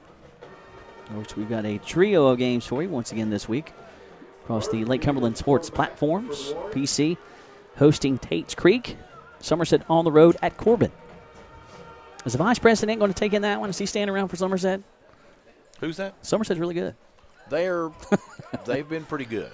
As pass comes to Doan coming near sideline. Doan goes down awkwardly on the near sideline. Just a little quick hitter. Doan. As Doan turns it upfield for. You got 4 on that one. 2nd and 6. Burton. We talked about him and how well he played last week. His best outing of the year. Oh, yeah. Yeah, the kid's got a strong arm. He does. He throws the strong ball. The rain just didn't impact him at all. And, it didn't. It really didn't. Kudos to that young man. Vice President Mike Pence in London today, making the rounds. Corbin and Williamsburg. Blake Burton, quick drop, fires far sideline. Little short on that one, as that was short hop, his intended target. Long throw for Burton as he didn't drop. Maybe a step and a half, trying to get it out to Hibbert. And not enough arm on that one. Well, no, let's say reception. They wow. gave him the completion. Nice hands, Mason. Mason Hibbert with the reception, plugging it off the grass stops. I think he got it. Listen, week in, week out, number 5, Hibbard, makes big-time catches. Mason Hibbard. Kid's got some hands. Absolutely. I'm impressed with Mason Hibbard. I'm telling you, he is. Yeah, get familiar with that name. Yeah, you're going to know Mason Hibbard for many years. As it'll be 3rd and short, straight up the gut. Second Everett will get the first down and more. As that one goes to Barnes, Austin Barnes, 45 on the tote. So he will rumble to the Madison Central 34-yard line as the Warriors working that far visitor hash right to left here in the second quarter. They lead 7-0, 10:40 to go. Warriors on the hunt for more. You speaking of Hibbard had a big-time catch last week against Pulaski County on the sideline for Absolutely. a first down in a very key moment. Kid's got big playability. Yes, he does. He certainly does. Hibbard, just a sophomore. Get used to hearing Mason Hibbard's name. 1st and 10 for the Warriors. Burton looking to throw. Under pressure. Fires. As that'll be incomplete. As Streeter trying to come up with that one. Fisher right on top of it. A lot of the Warriors thought, oh, he caught that. And I thought that one was caught and the previous one wasn't. I like the play design, though. Absolutely. He looked one way, flipped really quickly back right, threw right on the target to Streeter. Not sure. It did look like a reception from the booth, so I'm not sure what happened over there. It certainly did. Incomplete, 2nd and 10. Previous play resulting in an L&N Federal Credit Union first down. 7-0 on the Randall D. Turpin CPA scoreboard. Low scoring affair it was last week. Oh. Good guys on the plus side of it. Shotgun set, backs either side. Handoff goes to Doan. And again, he is met in the backfield, and Doan does everything he can, coming to the near sideline to turn what should have been nothing into something. As Doan will get a short gain, give him 1. 3rd and 9 as see a Warrior lineman with a bum wheel now trying to shake out the heebie-jeebies. That John Poe. He may have a flat tire. Maybe so. They never make road trips good. They do not. They do not. I know who you can talk to about that, though. Absolutely. Skip Cottrell. They can help you. Tire Pros. They can help you. Certainly help you. 3rd down for the Warriors. In a shotgun set. 2 top side. Burton looking to throw. Fires over the middle. Outstretched. And that'll be a reception. Nice catch. Pitch and catch. L&N Federal Credit Union. First down for the Warriors. Justin Vaught with the reception. One-on-one coverage. Burton threw it to a spot. Did you see what he did? He threw it to a spot. Vaught was not there. He threw it there knowing Vaught was going to get there, and Vaught got there laying out, making the catch. Nice play, Warriors. I really like it when they have the confidence to throw over the middle. They've had a lot of success with that. Absolutely. They haven't tried it a lot this year. Absolutely. 1st and 10 for the Warriors. And the Barker Godby Realty and Auction red zone, and as soon as they get in the red zone, the Warriors here and snap. We'll move them back to the 30. And that'll be 2nd and long. Rack up the degree of difficulty here. Miscue that will get you behind the chains. That's never a good thing. It is 2nd and 20 plus. 8:45 to go. But I did think they would work the pass game more tonight, and I think they're doing that. Absolutely. Don't you think so, Josh? I think so. And you can tell how much more comfortable Burton is in the pocket. Oh, yeah. Yeah. I mean, you saw it earlier when he made that quick check down and look to Hibbard because he knew he had a guy in his face. Quick decision, throw it, reception. And it always helps when your QB's confident. Absolutely. 2nd and 25. Burton looking to throw again. Going to fire one down near sideline. One-on-one coverage. Bounces up in the air. He's looking for Streeter in the left front corner. As that'll fall incomplete. As applying the pressure, Jeffrey Kinley. 3rd and long for Southwestern. And that ball came out a little wobbly. That looked like really similar to the play that Streeter caught the big touchdown pass last week was it first quarter, I believe, early to establish some momentum for the Warriors. They liked that play. Absolutely. You know, you saw it several times at South Laurel. It's paid off big-time dividends at Pulaski, so you may see that one. Put it in your back pocket. And if you saw that, you saw the ball pop up in the air, I think if Streeter could find the football, if either one of the offensive player or defensive player can find that football up in the air, well, that's up for grabs. 3rd and long. Burton looking to throw again. Plants, fires. Good ball. This time one-on-one coverage. Over the man. Caught. Touchdown, Southwestern. Hibbert? Is that Hibbert? What a play. What a play. Is that Mason Hibbert? Using him up. As Mason climbed the ladder for the touchdown. You see it again. Doan comes in motion. Burton plants that foot, fires the seed down far sideline, and just used him up. Thank you very much. Touchdown, Southwestern. And it was Hibbert on the catch. Yes, correct? it was. Yes, sir. Wow, that was pretty. Pretty. How about that passing game? Looking good. Yes, it is. Brainerd on for the point after. Good penetration. And the kick is up. And Flag on the play. kick is good. But Hankies fly. As the Warriors will trot on off. Say that was going to be offsides on Madison Central. That's why they got that good start on the snap. It's 14-0 Southwestern on the Randall D. Turpin CPA scoreboard. L&N Federal Credit Union has been in business since 1954. They want you to know that you can now join L&N if you live, work, worship, attend school, or belong to any legal entity in Pulaski County. L&N offers everything necessary for your personal or business finances. Over 85,000 members have taken advantage of their flexible mortgage and consumer loans, free online mobile banking, free checking, business accounts, and more. Equal housing lender and NCUA insured. And Randall D. Turpin, the CPA scoreboard, presents our scoreboard all night. If keeping stats and the correct score is important to players, coaches, and fans, the same can be said about keeping your taxes and finances in order. For over 26 years, Randall D. Turpin CPA has done just that. If accounting is not your thing, then let the pros at Randall D. Turpin CPA do it for you.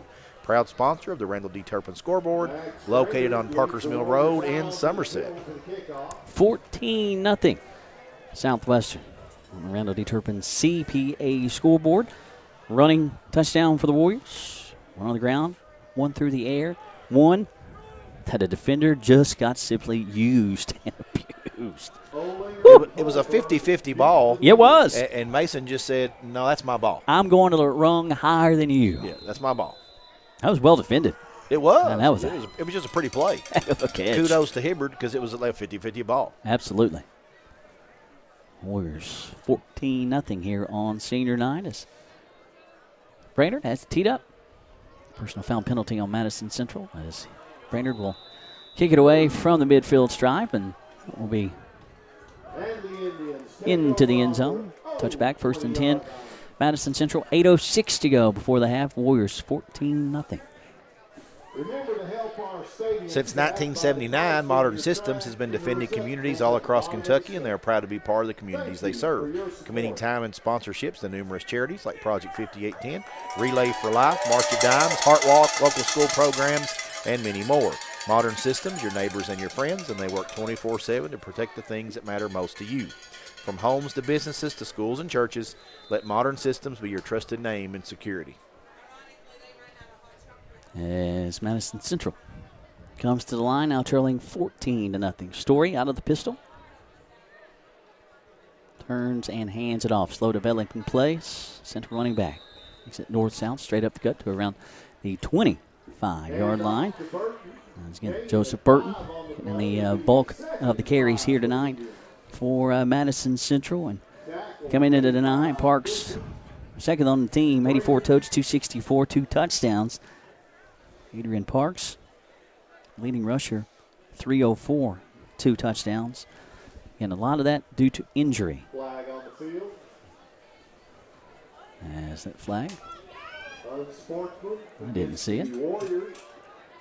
As that will be an unsportsmanlike penalty on Southwestern, so that'll make it a little bit better for the Indians as they have moved the football, but stalled out. You credit the Southwestern defense for bending but not breaking, as that will move the football up to the 40 for Madison Central, sitting on their longest field of the night. Now a little bit better for the Indians as they work middle of the field. 7:36 to go before the half.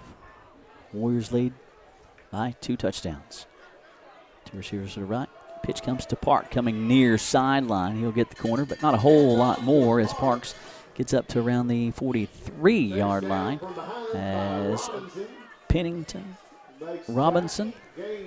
And associates getting to the football. And a Warrior lineman had the first shot at Parks, sweeping this near side. Good penetration. Just couldn't get to him. And the Southwestern defense has not got a lot of penetration this game tonight, Josh. No, they really haven't. That's a good point. Credit to Madison Central's offensive line. We'll see how that continues through the game. Those big boys up front have done a good job. Madison Central, predominant running team. Sparks.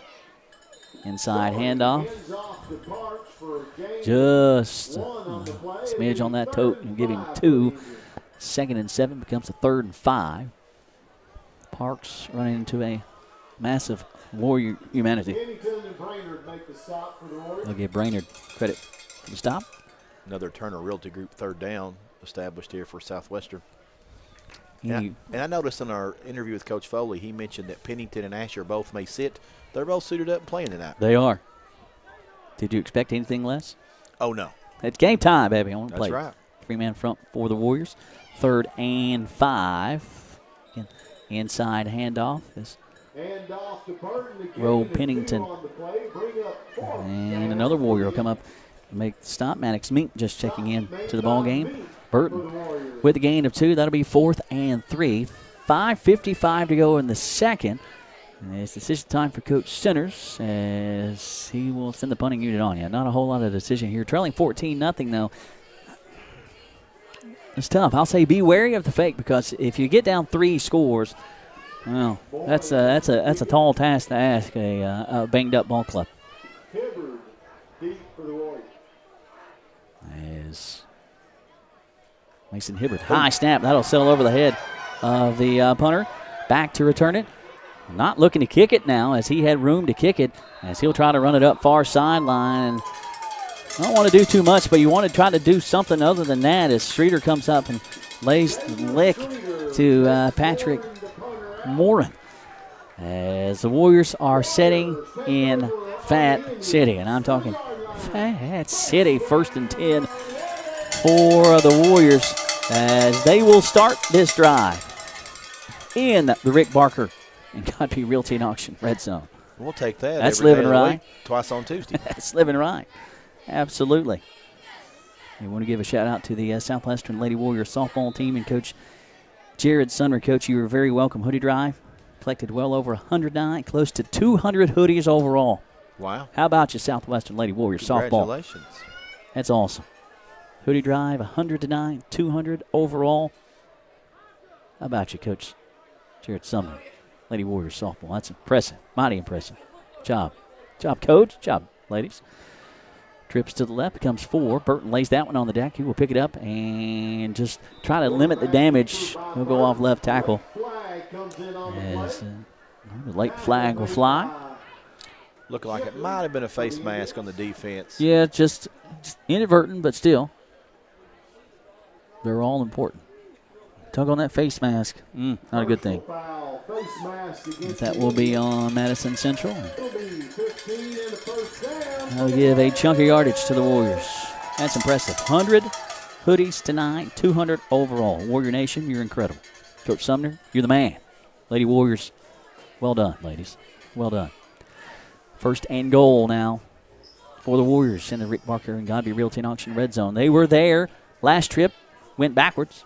It didn't make any difference after they went backwards. They went on through it, this time settling in to that Rick Barker Godby Realty and Auction red zone. As direct snap goes to Barnes inside right tackle. Next cut back to the middle of the field. He'll get to around the 6. That double Wildcat set. I've said it all year long. I love that set from Southwest. Yeah, they've ran it a lot, and they've had some great success. Great success. Great success at it. Something I had never seen Southwestern or another team do prior to this season. They really went to the well. I think it was GRC game. They played almost primarily. Absolutely. And they had a lot of success. And ran it at will. Yeah. And it's a numbers game. And as you see it again, double running back set with Barnes and Wright. As Barnes will hand it off. Doan bobbled that one, ran into Wright, turns it upfield for a short gain. Man, I'm telling you, if Doan can ever get into some space, He is going to break loose and go Superman. He's just going to rip that jersey off because he's not going to stop running. My goodness, he has had a tough couple of weeks trying to tote the football. Got to be third down. Minimal gain, if anything, for Southwestern. And I don't know what it is. I can't put my finger on it. I mean, the only thing that I could predict is, again, looking at the scouting report, Doan leads this team in carries and yards. So, I mean, teams are just keying in on him. But, I mean, the kid's going to break one. Absolutely. Or more, because he usually does. 4 minutes to go as Burton back in at quarterback. As that's a wishbone set and movement from the Indians. Yes, that'll give the blue and orange a fresh set. With under 4 minutes to go, leading 14-0. And Warriors can take a commanding lead if they can punch it in here. Rick Barker, Godby and Realty and Auction, red zone. Appreciate Rick and everybody at Godby Realty and Auction for the support. Appreciate all of our sponsors at Lake Cumberland Sports. Without you, it would not be possible. Without you, these two boys, all of this crew would be sitting at home on a Friday night twiddling their thumbs. And I don't twiddle well. As we'll check that. It'll be third down, so not automatic first down for Southwestern. As wishbone set. Pushing that pile towards the end zone. As Burton, Streeter takes that snap. Warriors slow to get up. Down to the 1? Down to the 1. Gain of 5. And again, mentioned a little bit earlier, John Poe with that hobble you see coming up as he is dealing with an ankle tweak, and Poe is playing through it. Got a noticeable limp. That's a Warrior in every sense of the word. So set up 4th and goal from the 1. No mistake on the automatic first down. 4th and goal from the 1. You challenge your guys up front to punch it in. Streeter, hands up under center. He will turn and hand it off. Doan to the end zone. Touchdown, Southwestern. They get 20-0. Warriors. As Doan gets the touchdown. 8th touchdown of the year for Doan. See Streeter coming up, hands up under center. Bone set. Doan untouched into the end zone. Leapfrogging a guy just for style points as he rolls into the zone. That was one of those plays, had they had more room to run, he'd have kept on running. Absolutely. He had a big old hole. Let me run back that way, Coach. That's right. I want to run for a while. He was wide open that time. Extra point coming from Max Brainerd. Those fantastic 18 seniors, and that extra point is good, making it 21-0. Blue and orange, 2:43 to go on the Randall D. Turpin CPA scoreboard. For over 55 years, Godby Realty and Auction has been serving the real estate and auction needs in the Lake Cumberland area. And during that half century, Godby Realty and Auction has always been a proud sponsor of our students and student athletes. Godby Realty and Auction provides top-notch realtor service when you are looking to list your property or when needing realtor assistance in finding your new home or farm. They have successfully been bringing home sellers and buyers together for over 5 decades. Their Big Blue auction team offers the area's top-notch auctioneers and ring men to secure you top market dollar for your residential, commercial, farm, or personal property. Rick Barker and Godby Realty and Auction, names you know, names you can trust. To see all their listings and auctions, go to godbyrealty.com. 21-0 on the Randall D. Turpin CPA scoreboard. Trying to get you some updates from other games we have across all Lake Cumberland sports platforms. PC hosting Tate's Creek Somerset at Corbin tonight. No truth to the rumor that the vice president was going to play quarterback for Somerset. No. I thought that might have just been a rumor. Yeah. Vice president did everything else today, so why not? May or may not have been started by my colleague Josh McKinney. Yeah, pretty much.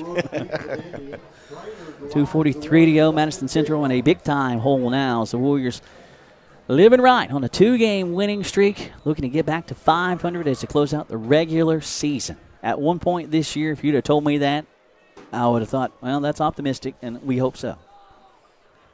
It was one of those years, about midway through the year, but Southwestern was really banged up. Spot kick up to the 22, back to the 30-yard line. Down shy at around the 34-yard line is Holberg on the return. It'll be 1st and 10, Madison Central. And talking to former Southwestern Warrior player and coach Mike Lewis before the ball game. Always great to see Coach Lewis, a great guy, his family, a legacy, a tradition here at Southwestern. We talked about it in the pregame show. He said, we've just been snake bit this year. And we said it back to him. It's like, hey, we understand that completely. You betcha. He said a couple of bounces here and there. We could be sitting at 6-3 tonight. Instead, we're at 1-8. Southwestern easily, instead of 4-5, they could be sitting in the same boat. You betcha. Very easily. Thankfully, the Warriors are not. 1st and 10 for the Indians. Story looking to throw that one. Tipped at the line of scrimmage, getting a big paw on it. As Cameron Pierce getting his big paw up. 17 feels out of uniform. He does. Trust me. He just looks like a good football player. That camera view does not do 17 justice. Yeah. I remember when he came out, played his last year's sophomore year, I think. He wasn't that big as a sophomore. Yeah, I don't know. He's filled out. I know. I knew the kid when he was in elementary school, and of course he was a tackle machine. And he's coming back here at the right time of year this year for playoff push. And you hand that to Coach Jason Foley, getting kids out that did play that lost the love. Ball on the deck as the Indians will cough another one up as it is up for grabs. No signal yet. Warriors say they have it. They will unpile the mass. Who's going to come out with it?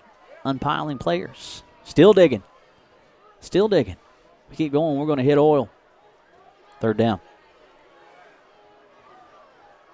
3rd down. As a couple players have to get their respective players untangled. Above them on the pile. This will not surprise you. Who is fighting for that football? I'll give you one guess. I didn't see it, so. Starts with a 4 and ends with a 5. Austin Barnes, senior. Oh, mercy. He was dogging as Holberg was the other player digging for that football as the Warriors will take the Toyota of Somerset timeout. Citizens National Bank sponsors our touchdowns, and Southwestern's had a few of those tonight. Absolutely. Since 1920, Citizens National Bank has been located on the Fountain Square in downtown Somerset, and this has been their home for nearly 100 years. Lots of their customers live and work here. Over half of the bank's team, 72 employees to be exact, work downtown. And now, more than ever, Citizens National Bank is excited to be part of the downtown community. They love downtown Somerset and are here to stay. Citizens National Bank, moving forward together, member FDIC.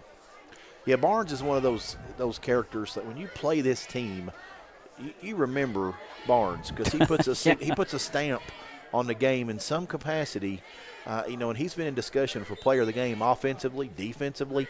We were joking at lunch today at the Buffalo Wings and Rings, I might add, eating their fine food, that Mike Kerr had named a player the offender. Player of the game for both sides of the ball. And Barnes is one of those cats that comes up for that week in, week out. Absolutely.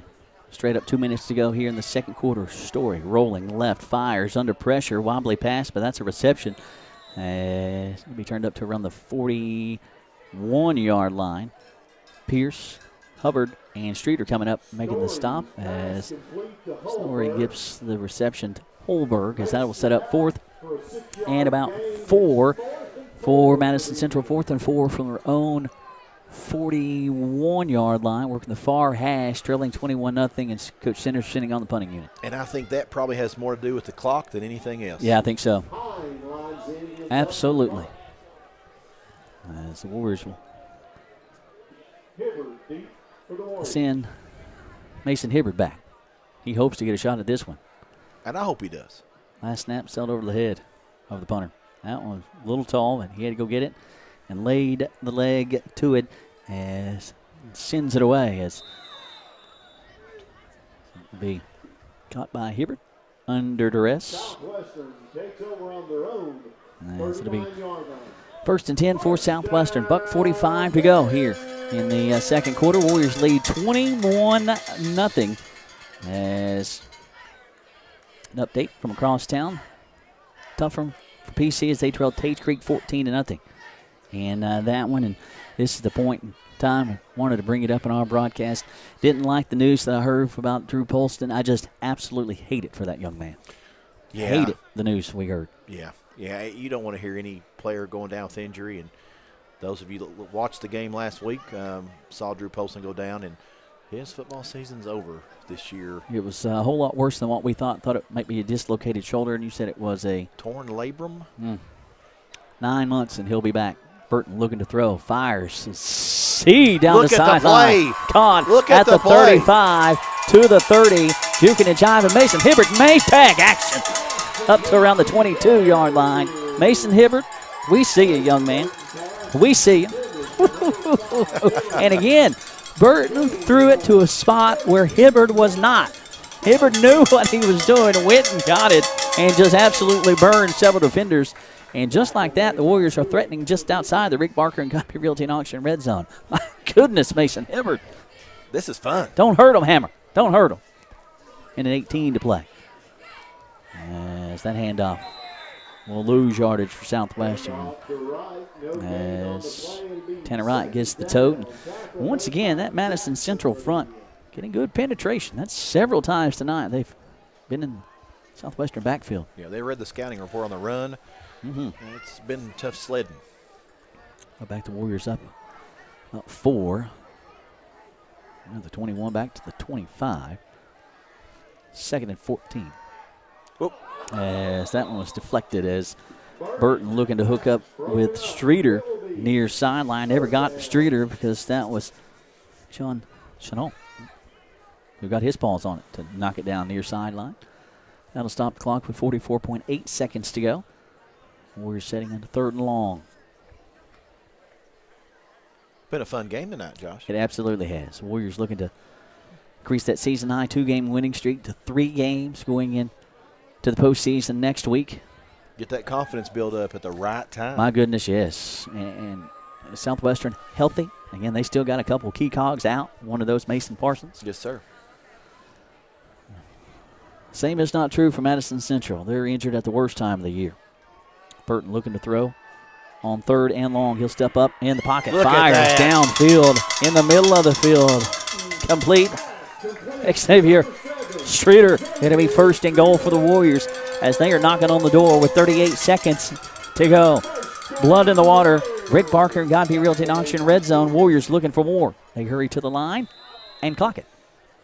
That'll stop the clock with 35.5 seconds to go. It'll be 2nd and goal for the Warriors. You mentioned Southwestern going over the middle. Anything they want to do over the middle is there. Well, and Coach Foley and I talked about this. And Did you? I don't know if it made the interview. I've developed, I feel like, a pretty good relationship with Coach Foley. Great guy. And we talk a lot before we go on the air. And, you know, we've talked – there's a lot – I feel like a lot of space in the middle, and they're exploiting that here tonight. Let the big dogs eat. Absolutely. Let the big dogs eat and get out the way. 2nd and goal from the 4. Burton hands up under center. High back set behind him. He will turn and hand it off to the fullback. Fullback dive. Short yardage for Barnes. Clock winds at 28 seconds to go, and the Warriors will burn that timeout. 3rd down, 26.9 seconds to go. Warriors leading 21-0 on the Randall D. Turpin CPA scoreboard, and the Warriors will trot to the near sideline and huddle around the aforementioned Coach Jason Foley, his first year at the helm here at Southwestern. What does Coach Foley like to do outside of football? Well, we haven't talked about that. I'll find out. That's a big question. That's a big question. There is life outside of football, believe it or not. For head ball coaches during football season, probably not. Not during, yeah, probably not. But outside of that, I know Coach Foley lives it. I mean, what he has brought to Southwestern, you know, the meal plan, everything. I mean, it's every little detail. And Coach Foley, a young guy. And again, I've mentioned it. I mentioned Coach's show. I mentioned all year long what PC has with Johnny Hines. Been there 20-plus years. What Somerset has with Coach Robbie Lucas. Been there, it's got to be close to 15, 20 years for Coach Lucas as well. Been a stint. That's what Southwestern needs at the helm. You cannot keep changing coaches for one reason or another every 4 to 5 years. Yeah, and I for one sure hope that Jason Foley era is a lengthy stint. Well, he mentioned to us he wants to retire here. Well, that's great. He's too young to be talking about retirement. Well, but that's a good goal. If he can do that and establish a legacy here, absolutely, I'll be thrilled. Absolutely, and all of our listeners will be as well. Absolutely. Closing in on the half, Warriors threatening. Wishbone set, Handoff goes to Barnes. Off right tackle, dive into the end zone for 5 like Superman. Don't tug on Superman's cape. Touchdown, Warriors. From 3 yards away. Touchdown. Here comes that replay. Warriors led to the line by Burton. 3-back set. Barnes. Bang. Touchdown. I love that dive. Cut back. I love it. If he keeps going out, he gets stopped. Cut back. Absolutely. TD. Great decision. Saw what he needed. Capitalized on that. Touchdown. Extra point on the way. Line drive kick from Max Brainerd. An excellent effort on the holder. Did you see that? Absolutely. Yeah, he had trouble with the snap. Got it down. Brainerd got it up. PAT good. 28-0, 23 seconds to go opening half. Warriors rolling on the Randall D. Turpin CPA scoreboard. We know life can be hectic. That's why Somerset Community College offers flexible online programs in addition to traditional in-class learning.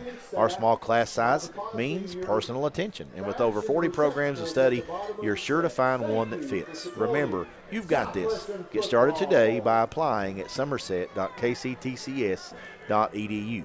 Come experience SCC, real people, real success.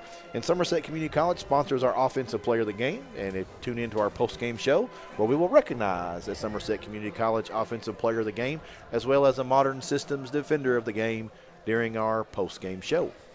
Look at the points the Southwestern offense they put up in the last 3 weeks. 38 against South Arl, the biggest, tallest output of the year. 15 last week in overtime, raining last week, all that, this, that, and the other. 28 points, and we're closing in on halftime. That Warrior offense really coming along, really started clicking about 2 weeks ago.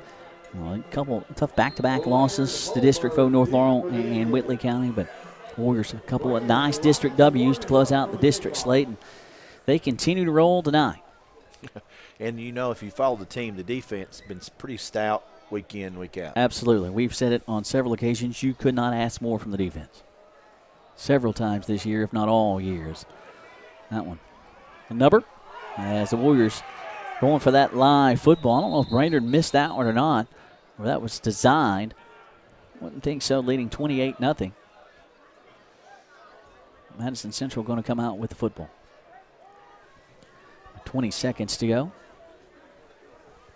Warriors sending the defense back on the field. That defense has been tough.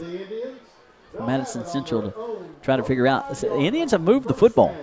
They just have not threatened in this one. They'll put a decent little drive together, and then they'll just stall out. Still a line of yours, Josh. They've had the bend but not break Absolutely. mentality. And that's always the mentality with Southwestern. It goes back years. And that Southwestern defense, you can get yardage on them, but once you get down knocking on the door, that's a different story. Central has not knocked on the door yet.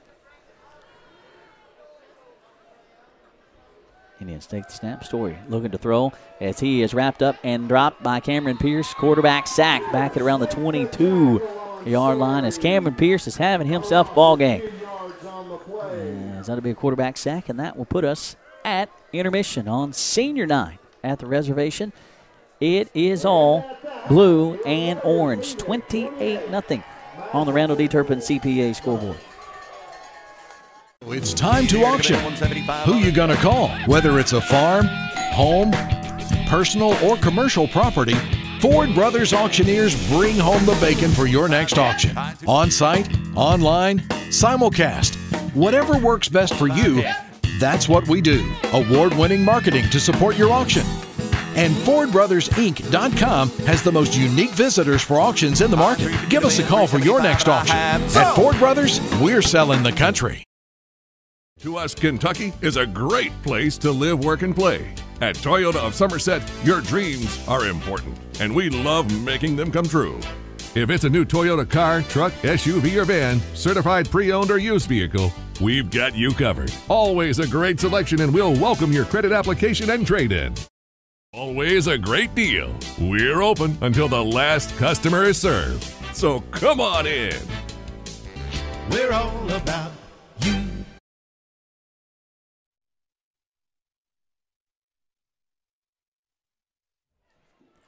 Welcome back. Quick Care Walk-In Clinic High School Football presented by the Don Franklin Family Dealerships. We're having a conversation here at the half. We're having a conversation here. That's right. That's right. We're back. Absolutely. 28-0 as we hit the half here on senior night at the reservation. You couldn't ask for a whole lot more for 18 great seniors. My goodness. You could not. The offense tonight struggled early, I think, just kind of getting some rhythm established. Once they start moving, man, they've looked sharp. They really have. They really have. Southwestern riding a 2-game winning streak coming into tonight, 4-5 overall regular season finale as the Warriors head into the playoffs next week. Madison Central 1-8 on the year, riding a 4-game losing streak coming into tonight. Southwestern, as Michael mentioned, kind of a hangover start is what we'll call it. It's coming off a big win last week at PC. You didn't want to say you expected it, but you understand why. Yeah, emotion let down after you're that high is not uncommon. So you betcha. So a little bit stutter step gets going, but man, they're looking good right now. Absolutely. Southwestern got on the board first with a 40-yard touchdown run. That was off the legs of Tanner Wright, coming with 4:29 to go in the opening quarter. That made it 6-0. Brainerd's extra point good. Low-scoring affair, 7-0 at the end of one. And then the proverbial dam burst for the blue and orange as they score 3 touchdowns in the second quarter. The first coming with 8:06 to go in the second quarter. A 30-yard touchdown pass, Burton to Hibbard, and Hibbard just used up a Madison Central defender. I mean, just straight used him up. 13-0, one of the prettiest catches you will ever see. Brainerd's extra point good, 14-0. At that point, Southwestern, it's on the board again in the second quarter, 2:43 to go in the frame. A 1-yard touchdown run by Chase Stone. You know Chase wanted to run for at least 35 more yards on that one. He could have. He really could have. Unfortunately, he was in the end zone. Absolutely. 20-0. Brainerd's extra point good, 21-0. And the final score for Southwestern in the second quarter coming with under 30 seconds to go, 23 seconds to go, as a matter of fact.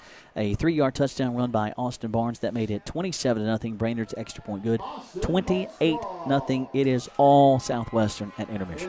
All Southwestern all night thus far. I'll bring you some stats for the home-standing Southwestern Warriors on senior night.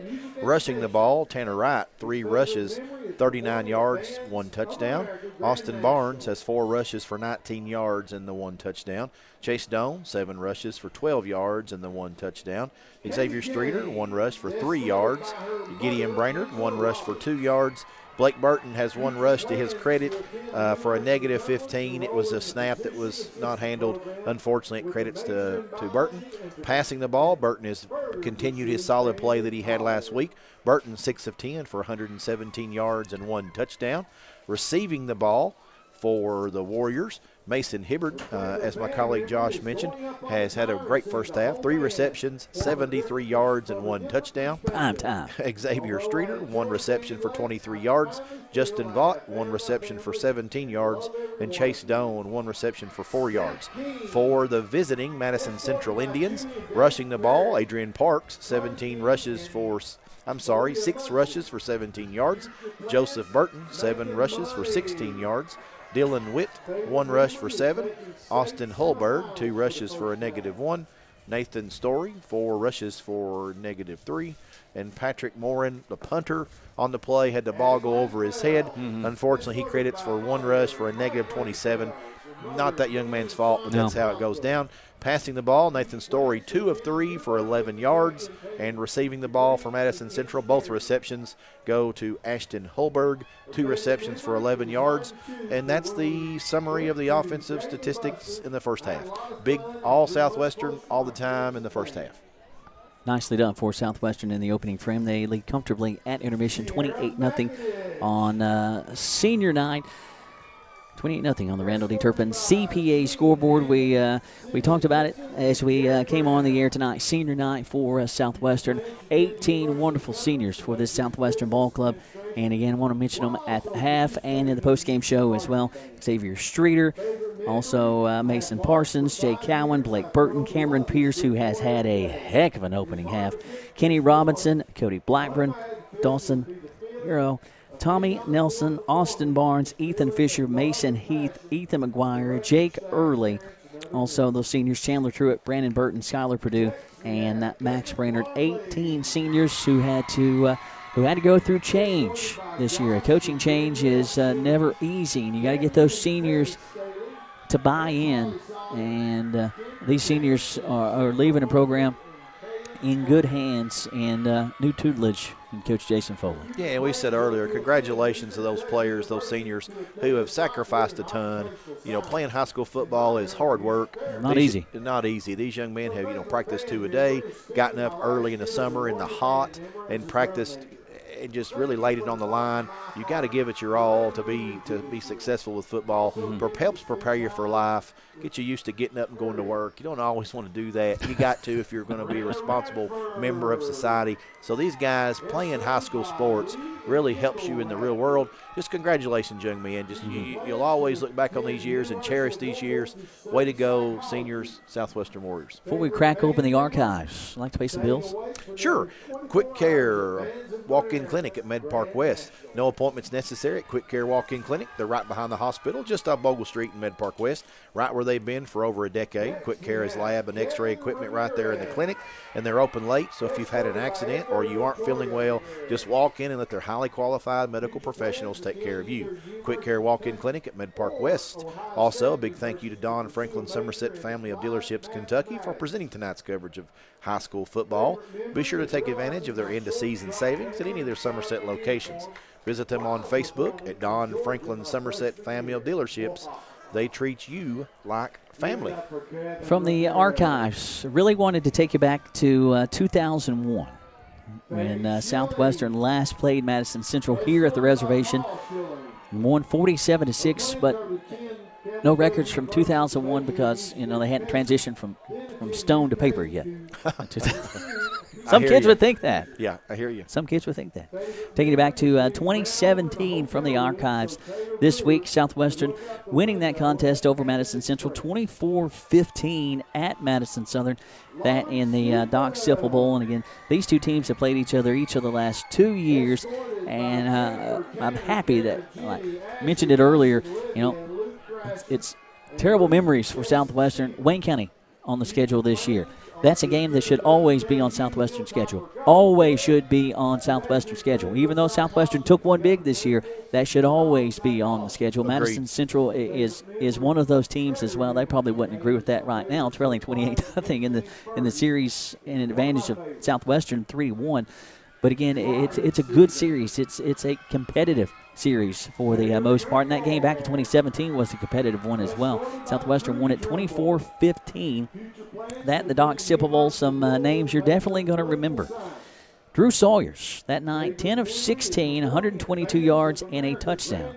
If memory serves correct, that was the first night we saw Drewby at quarterback for Southwestern.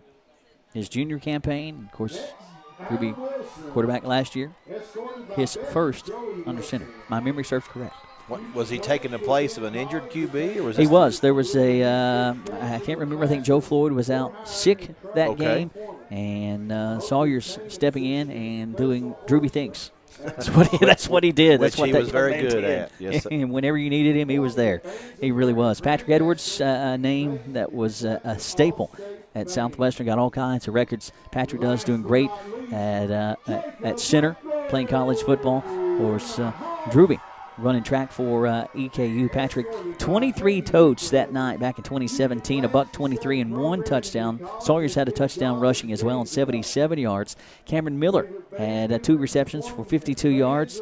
Blake Lanham, 4 receptions, a game high, 4 receptions, 48 yards, and a TD for Blake Lanham. Big night for Blake. Josh Williams had a fumble recovery that night. Christian Bach playing collegiately at Georgetown College. Christian Bach, if he had the body that you want a football player to have. I've heard you mention that a couple of times, Josh. I mean, he had the demeanor, he had the body, he had everything, and that's why he's playing at Georgetown. I would say so. He had a game-high 10 tackles, double-digit tackles that night for Bach.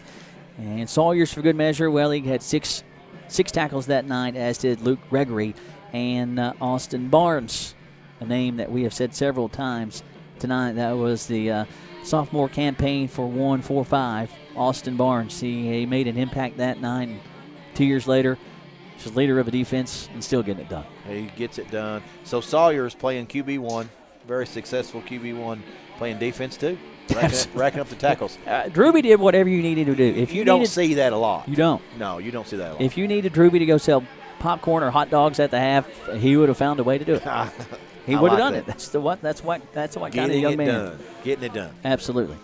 From the archives from 2017. Again, really wanted to take it back to 2001, but again, the transition from stone to paper hadn't taken place yet. Yeah, it's hard to store those stone tablets. It is really. You just run out of room. It stacks up, you know. It really yeah, right. You can't move them. Hurt your back. Actually, if you were moving stone tablets, I am quite positive you're going to have to see our proud sponsor, Henderson Chiropractic. Absolutely. Henderson Chiropractic, committed to relieving your pain using the true principles of chiropractic care. Their caring, helpful team strives for excellence through extraordinary service and patient education. Dr. Henderson provides chiropractic care for injuries that occur during sports, auto accidents, work-related activities, or just everyday wear and tear. The experience you need for the results you want, that's Henderson Chiropractic. And we did not have to travel tonight, but we will next week, and albeit a short trip. But still, a flat tire would really make this road trip better, said no one ever. Never. Which is why Skip Cottrell's Tire Pros makes taking care of your tires simpler. They offer a straightforward approach to tire and auto service that includes nationwide warranties and a hassle-free experience, so you can get back to when being on the move was carefree.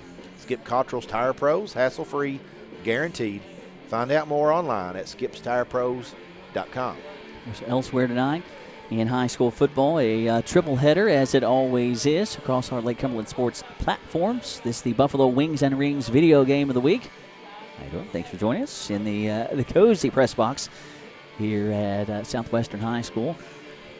As BC hosting Tate's Creek, as the Maroons on the short end of that one. Last update, 14-0. Again, sending our thoughts, prayers, and well wishes out to Drew Polston, who knocked out of the game last week with what we thought was a dislocated shoulder. It was a whole lot more than that. A labrum tear. Torn labrum. So he's done for the season. He's out for basketball and baseball as well. And when you told me that news tonight, it just absolutely just ripped my heart out of my chest. Yeah, it's tough. He's a gamer. You know, and let's go back and talk about Drew for a minute, because I think he's earned that. Absolutely. And you and I have talked about him through the year, even though we're not covering the Pulaski County Maroons.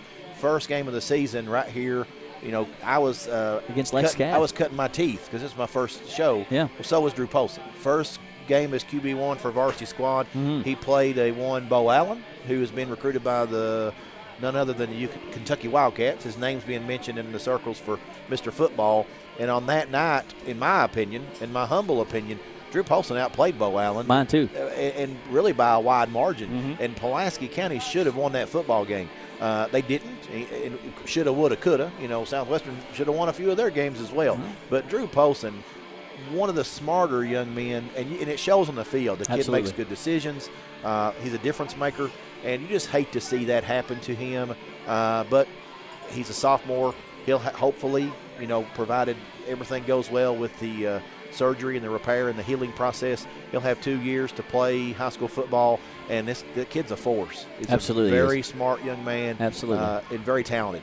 Absolutely. And our understanding is that Drew's going to have surgery coming up on Monday. So, again, our thoughts and prayers going out to Drew Polston. Somerset at Corbin tonight. There must be an embargo on text coming out of Corbin tonight, as the vice president was in the area, and I heard no updates. Well, and I think at lunchtime we were talking about that game, and somebody said they were starting that game about a half hour late tonight. I think 7:55 was because of senior night activities or something.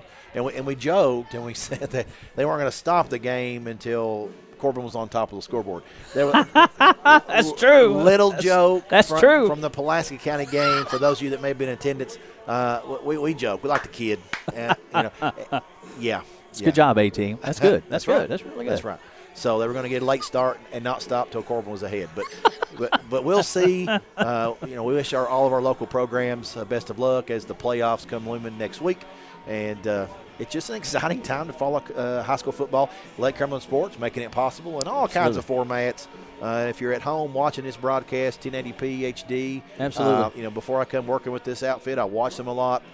Excellent work that they do. Mm-hmm. Just proud to be a part of the group this year. Josh, I want to thank you again for welcoming me in this year. Hey, man, it's been had a ton of fun, man. It's been a lot of fun. It's work, and folks think they can just step. Oh, I'd like to try that. Oh, okay, come try it. It's work. I mean, you got to work. It's work. It's not just showing your butt up on Friday night No. and just doing this. It's No. not. There's There's notes. There's notes that you don't see on that camera. There's just I've killed a forest over here myself. And that you may be seeing when the camera flips on me, I take stats on my phone. So I'm not texting my wife and asking her what she's making me for dinner. I'm actually putting stats in throughout the course of the game. So at halftime we can talk about that. At the conclusion of the game I can talk about that. So it's a full-time job. But loving every minute of it. This allows me to be a part. Local high school sports, Southwestern, having worked in the district for about 15 years, I know a lot of these kids, I know a lot of the kids' families. It's just exciting to be a part of it, win or lose. It's Jason Foley era coming into Southwestern, establishing, his legacy, I hope. And you mentioned, at the beginning of what we hope to be a lot of years, building this program. It's just been a ton of fun, and I look forward to a lot of years doing this. Just loving every minute of it. And, that's something I told you as we've gone along this year. It's something that I love that you bring to this broadcast. Seeing these guys back when they were in elementary school, when you talked about Cameron Pierce, he walked up to you and said, I'm the tackle machine. Yes, sur. I mean, you got stories like that from Roe Pennington and more. Yeah. A lot of kids. I remember Blake Burton in the elementary league. Blake Burton was playing receiver because Roe Pennington was playing QB. And listen, Roe Pennington was a good QB. Run, tough as nails. That you can still tell that out here as a junior. Just really talented kid. And again, a lot of props to these youth league coaches. Absolutely. They put in a lot of hours and for free. It's volunteer work. Absolutely. And I might say, by the way, on the youth league, tomorrow is their Super Bowl. That's right. And they'll play that right here at the reservation. I think it was originally scheduled to be played at PC Field. That's not going to happen. They're going to play it right here at Southwestern High School. So if you're listening or watching and you want to come out for the Super Bowl, support the programs that are playing in the Super Bowl, right here at Southwestern all day tomorrow. I think they start early. So come on out. Super Bowl tomorrow. Be here. Yes. Be there or be square. Yes, they'll be playing them right here. Elsewhere tonight, Whitley County hosting Hazard, North Laurel hosting Wayne County, South Laurel hosting Knox Central. Of course, district play or district playoffs next week, what he's trying to say, as it will be in district. Southwestern at PC next Friday night. That's a 1-4 matchup. The 2-3 matchup, Whitley County versus North Laurel. And you look at those RPIs, and that's what it's all about. Covington Catholic and Frederick Douglass, the lone undefeated teams in Class 5A. Covington Catholic 10-0. Frederick Douglass 9-0. Covcath has the best RPI at .714. And then you've got Frederick Douglass and Scott County, who's 9-1, setting with second best RPI at .670. And then you go to Owensboro, who's 8-1, the 647. Pulaski County's RPI falling a bit after their loss to Southwestern last week, .627. You got Whitley County, their RPI 567. North Laurel's RPI 483. Southwestern's win last week over PC. They have a better RPI than North Laurel does, as Southwestern coming in at .515 on the RPI side. That was a big win, as we've said multiple different ways for the Blue and Orange. Yeah, big win at PC over PC helps the RPI for the Warriors. Quick update from Pulaski. Tate's Creek on top of Pulaski 24-0 at half. So tough night thus far for the Maroons as they adjust to life without Drew Polson. That's tough life. That is tough. How did you get that? You send a Paul Wright. carrier pigeon? Paul Wright, my friend and colleague, and your friend and colleague. Well, apparently Wright. Paul doesn't like me. He didn't send it to me. He likes you just fine. He told me about it at lunch today. I'm sure he did. I love Paul. Paul has been huge. He is a genius, I feel like. Don't tell him that. To compliment him with the statistics and the lineups, and the guy brings a lot of experience. He's helped a young whippersnapper like myself. Thank you, Paul Wright. Well, he helped me 17 years ago when I decided I wanted to get in this, and many nights when I didn't know what the hell I was doing, I could turn to Paul and ask him, like, what did you do here? What do you do here? I mean, he's the dean of sports broadcasters here in the Lake Cumberland area, in the district, and the region. Man should be in the Hall of Fame. I'm just putting it out there. It should be done. It needs to get done. Paul would probably kill me for saying that, but it is the honest truth. Underway here in the third, as the Indians return back to the 20, coming 25-30 near sideline, 35-40, and stepping out of bounds and taking a spill down near sideline. Justin Holberg on the return. Let's see where they mark him out of bounds at here on the home Southwestern sideline, as they will mark him out of bounds at the 40-yard line. It's Josh Walden gets the stop. Walden played unbelievably well last He week. did, big time. Now, is Walden a sophomore? I hate to ask you that No, on you're the fine. spot. He is a junior. Junior. Yeah, the young man played big time last He week. really did. Big time interception. A couple big tackles. Yes. And kind of all in like a little Coming out party for Josh Walden. a couple series there for Walden. And Story fakes the handoff, fires into black. Holberg up at the 45, 50 across the midfield stripe around the Southwestern 46-yard line as Crabtree will come up, make the stop. You see that heavy brace on Crabtree's arm. Of course, big brace on that right elbow of Crabtree as he will trot off near sideline. Crabtree, before the season started, slated as season opening starting quarterback and never got to that point. He's had an unfortunate injury in a scrimmage game. Yeah. It's Danville. Handoff goes to the running back as he spins into the awaiting arms of a couple of running backs as Burton, short gainer, give him 3. Barnes, Pierce, Pierce's name again. also in on the stop for Southwestern. And Chandler Crabtree, I haven't mentioned his name tonight. He plays like a linebacker back in the secondary because he hits a ton. He ain't afraid to hit you. No, he hits a ton. 2nd and 7, just underway in the third, left to right for the Indians. Offset eye, handoff goes to Parks, inside right tackle. So he'll get up to the Southwestern 38, 39-yard line. Is ridden down by, I'll give you one guess. Wow. Well, Pierce is coming out big time tonight. PA got you. Pierce, I'm telling you, he is been on a mission on senior night. Making a case for modern systems defender of the game. Really good case. Gain of about 4, maybe 5. 3rd and short. 10:15 to go, third quarter. 28-0 Warriors on the Randall D. Turpin CPA scoreboard. Flags. As that'll be on Southwestern. As that'll give the Indians something the easy way. This crew has done a good job keeping this game moving. They have. Not being the stars of the show. Good crew here tonight. That hasn't always been the case with the Warriors this year. And talking to Coach Lewis before the game, he said that's definitely been the case for us. 1st and 10 for the Indians. From the Southwestern 34. Parks inside handoff.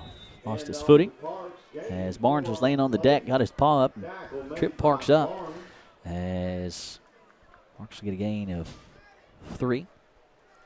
2nd and 7. Barnes was literally face mask down on the deck. My favorite Austin Barnes defensive play of the game was North Laurel Whitley. Do you remember he leaps over the center? It was a penalty, but he leaps over the center, grabs the ball carrier, and pulls him down like a wrestling move. But, man, it was cool. It really was, I remember. It was funny. Illegal, but funny. Yeah. If you're going to get one called on you, make it count. That's right, and he did. As Burton sweeps left side. As that'll set up 3rd and short. Southwestern linebacking core and secondary coming in and making the stop. 3rd and about 2, approaching 9 minutes to go. 28-0 on the Randall D. Turpin CPA scoreboard. Big Turner Realty Group 3rd down here for the Warriors. Trying to keep them out of the Rick Barker, or their Rick Barker red zone, not ours. Warrior defense looking for their first shutout of the year. It's a long way to go. Not even halfway home here in the 3rd. So he takes the snap, hands it off to Burton. Inside handoff, 3rd and short. Burton should have it. First down marker, or the down marker is changed to first, and he will get it. And that was a preemptive. Stop. Nope, it was a preemptive change. 4th down. Whoops. That's all right. Whoops. PA announcer mentioned another stop by Cameron Pierce. Being active tonight, big man. Pierce just wants all the tackles tonight. Just like all the kiddos want all of the candy last night. That's right. Can't blame him. Can't blame them either. Give me all that candy. 4th and inches. Story out of the shotgun. Burton behind him. He will fake 4th and short. He will fire to Holberg.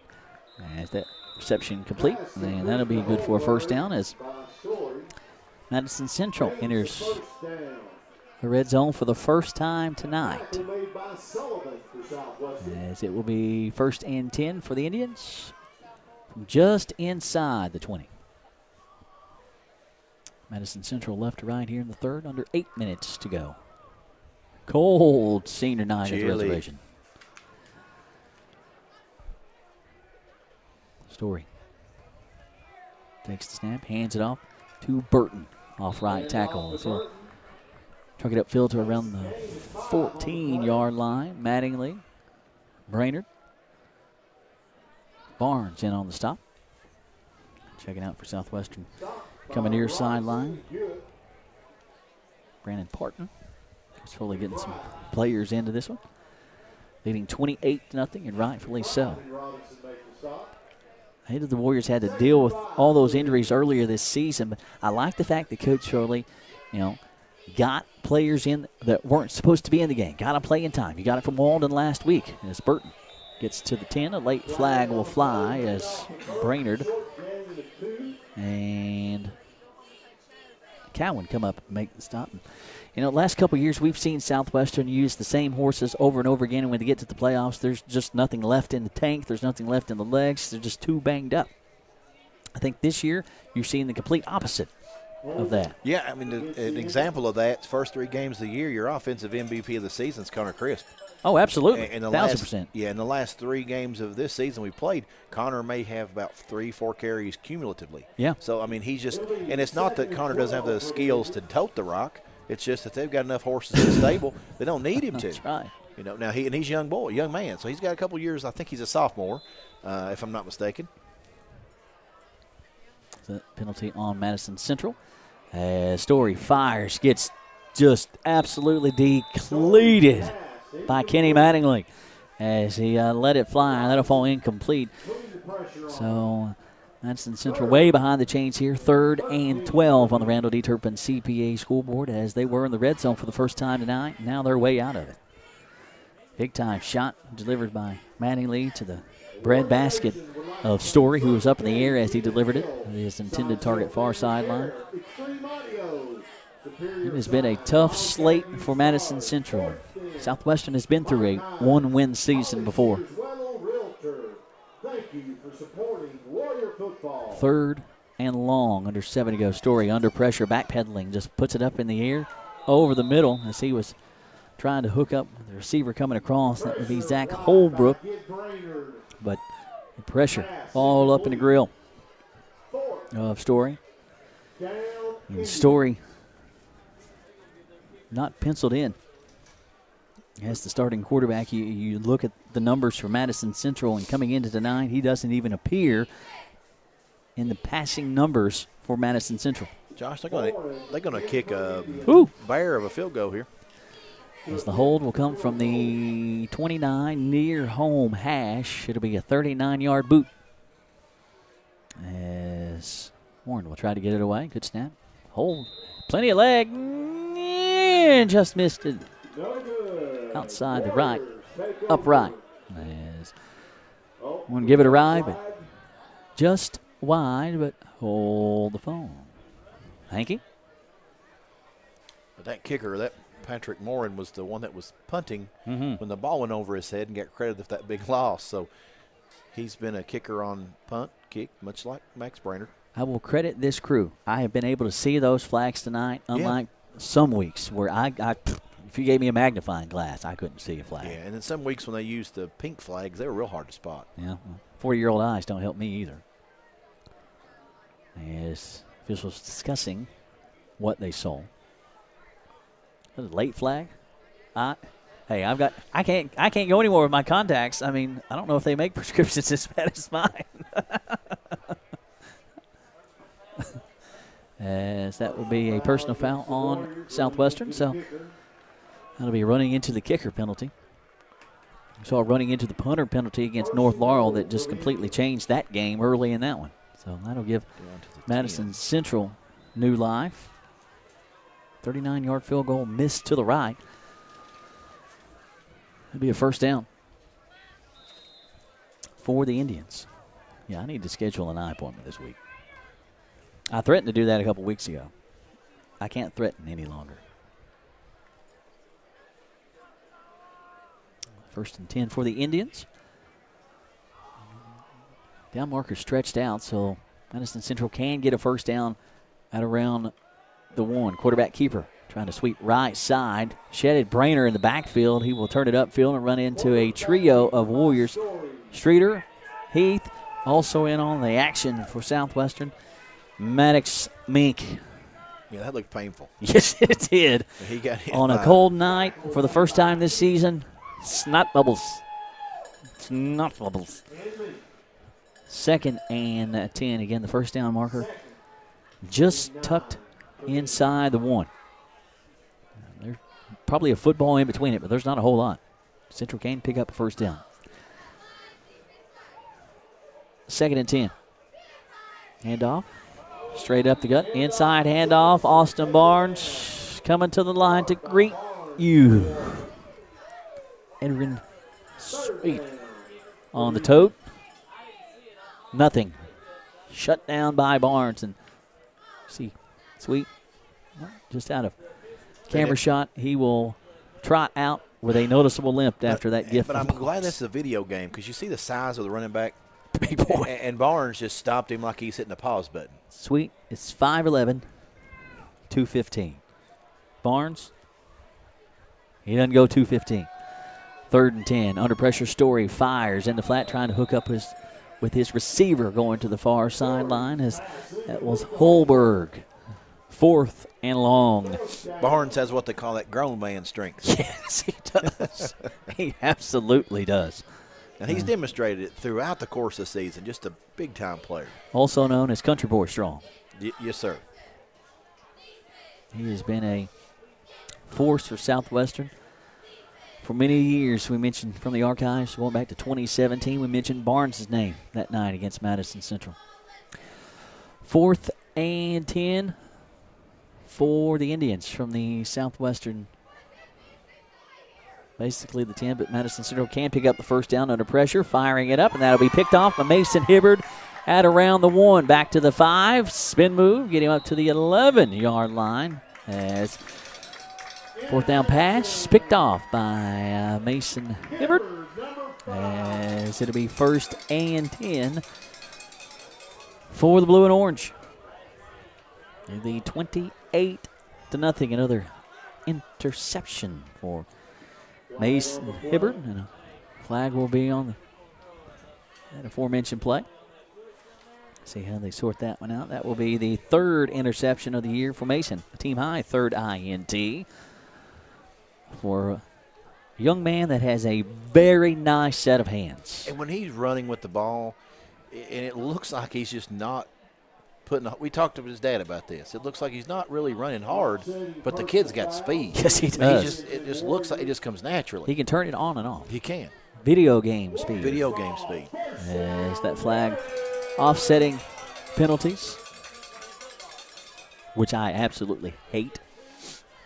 Well, pick one and call it. Yeah, I didn't log it since it's offsetting. We're good. Just pick one and call it. We good. Regardless of who did it first, pick it. Call it. I hate that call. But this crew's doing a really good job. I'm not getting on for that. Yeah. 1st and 10 for the Warriors. Hibbert brought it out to basically where it was for Madison Central on 4th down. Burton out of the gun. Looking to throw, looking right. Fires, wide open, far sideline. That will be complete. Trying to do a little do-si-do and try to make a move. Swallowed up as reception goes to Chase Doan. Gain of 4, 2nd and 6. That was not Hibbert, that was Doan. Yeah, he's got sleeves and Hibbert doesn't. Yeah. Yeah. Hibbert's got a couple inches on Chase, too. You going to be all right? I'm going to be good. Can you feel your hands? A little bit. A little bit. It's football weather, baby. 2nd and 6. Sweeping near sideline. Tanner Wright cuts it back inside. Leapfrogs a man. Back to the 25, up to the 31-yard line before he's knocked out of bounds by Anthony McLaughlin. a L&N Federal Credit Union. First down for the blue and orange as they move right to left here in the third, leading comfortably 28-0.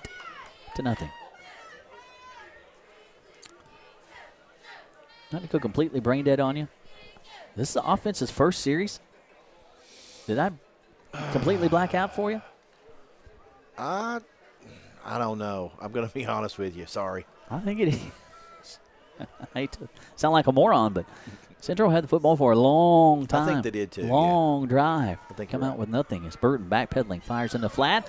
There's That'll Chris. be complete.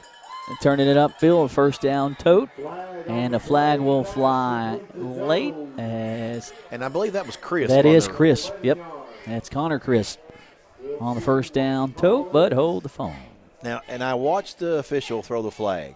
He threw the flag like he meant it, and that's why He you're not threw it in missing the air. He and did. He He threw it threw in the air. He did. And Yeah. there's some crews He around. threw it 15 yards in the air. It's good air. It's good. I hope he didn't pull a Yeah. pull an elbow.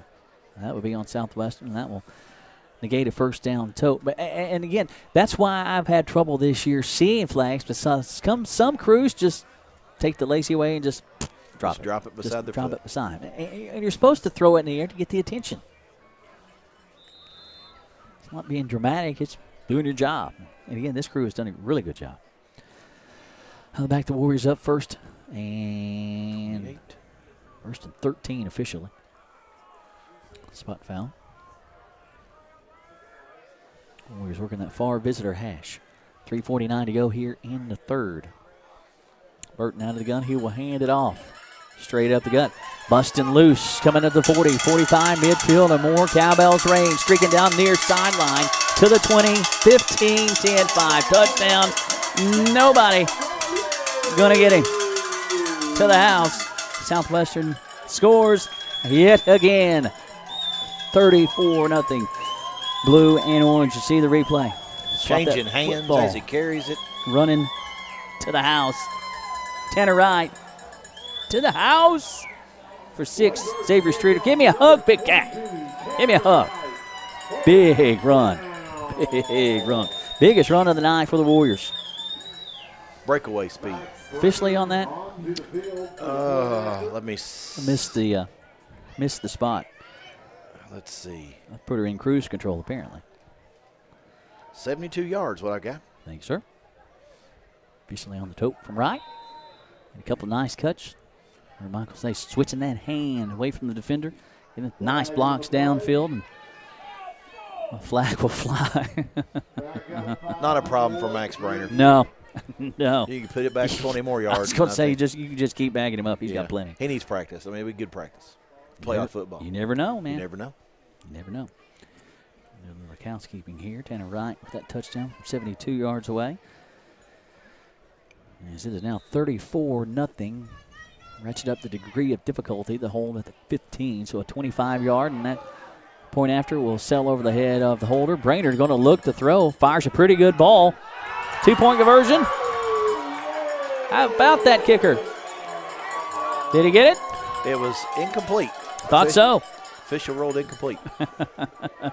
Brainerd making something out of nothing. Just incomplete as he had a couple guys down there. 2-point conversion, no good. Trotting with the football near sideline. True it. And on cue from the crowd, round of applause for the kicker. That needs to be a T-shirt, folks.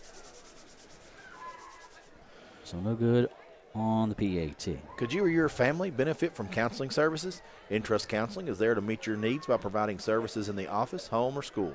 They even offer late night and weekend appointments. Call 676-0638. Check out their new website at intrust-healthcare.com. You can also find them on Facebook. Henderson Chiropractic is committed to relieving your pain using the true principles of chiropractic care. Their caring, helpful team strives for excellence through extraordinary service and patient education.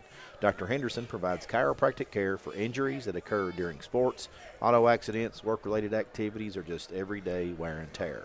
The experience you need for the results you want, that's Henderson Chiropractic. Big thank you to Mike Kerr from the update from across town. A tough one tonight for PC as they trail Tates Creek mid-third, 31-0.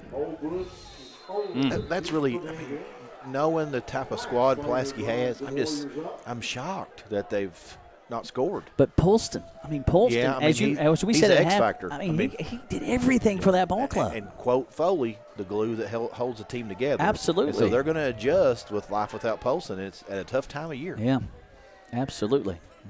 As Burke returns back to around the 35-yard line.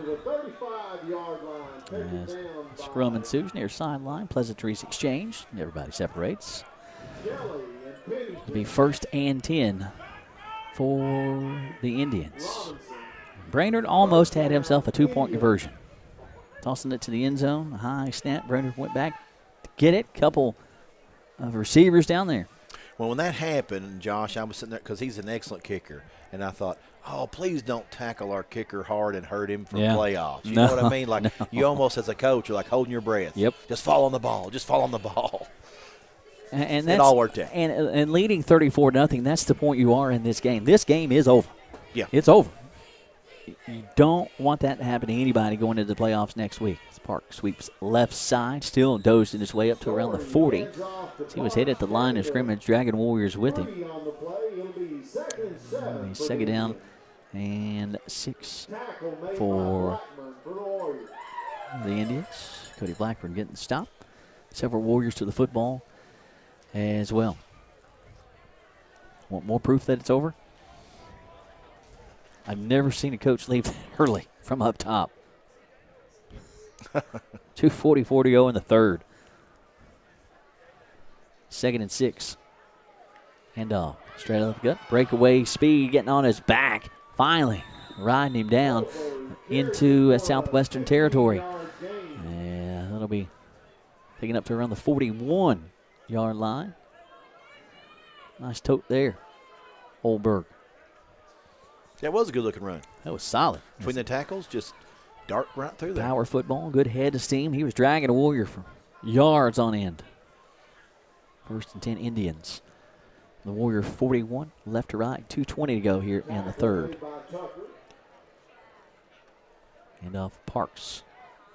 Inside left tackle. Loose, 1st down yardage. And so get inside the 30. Chunks of yards here for Madison Central. As you see.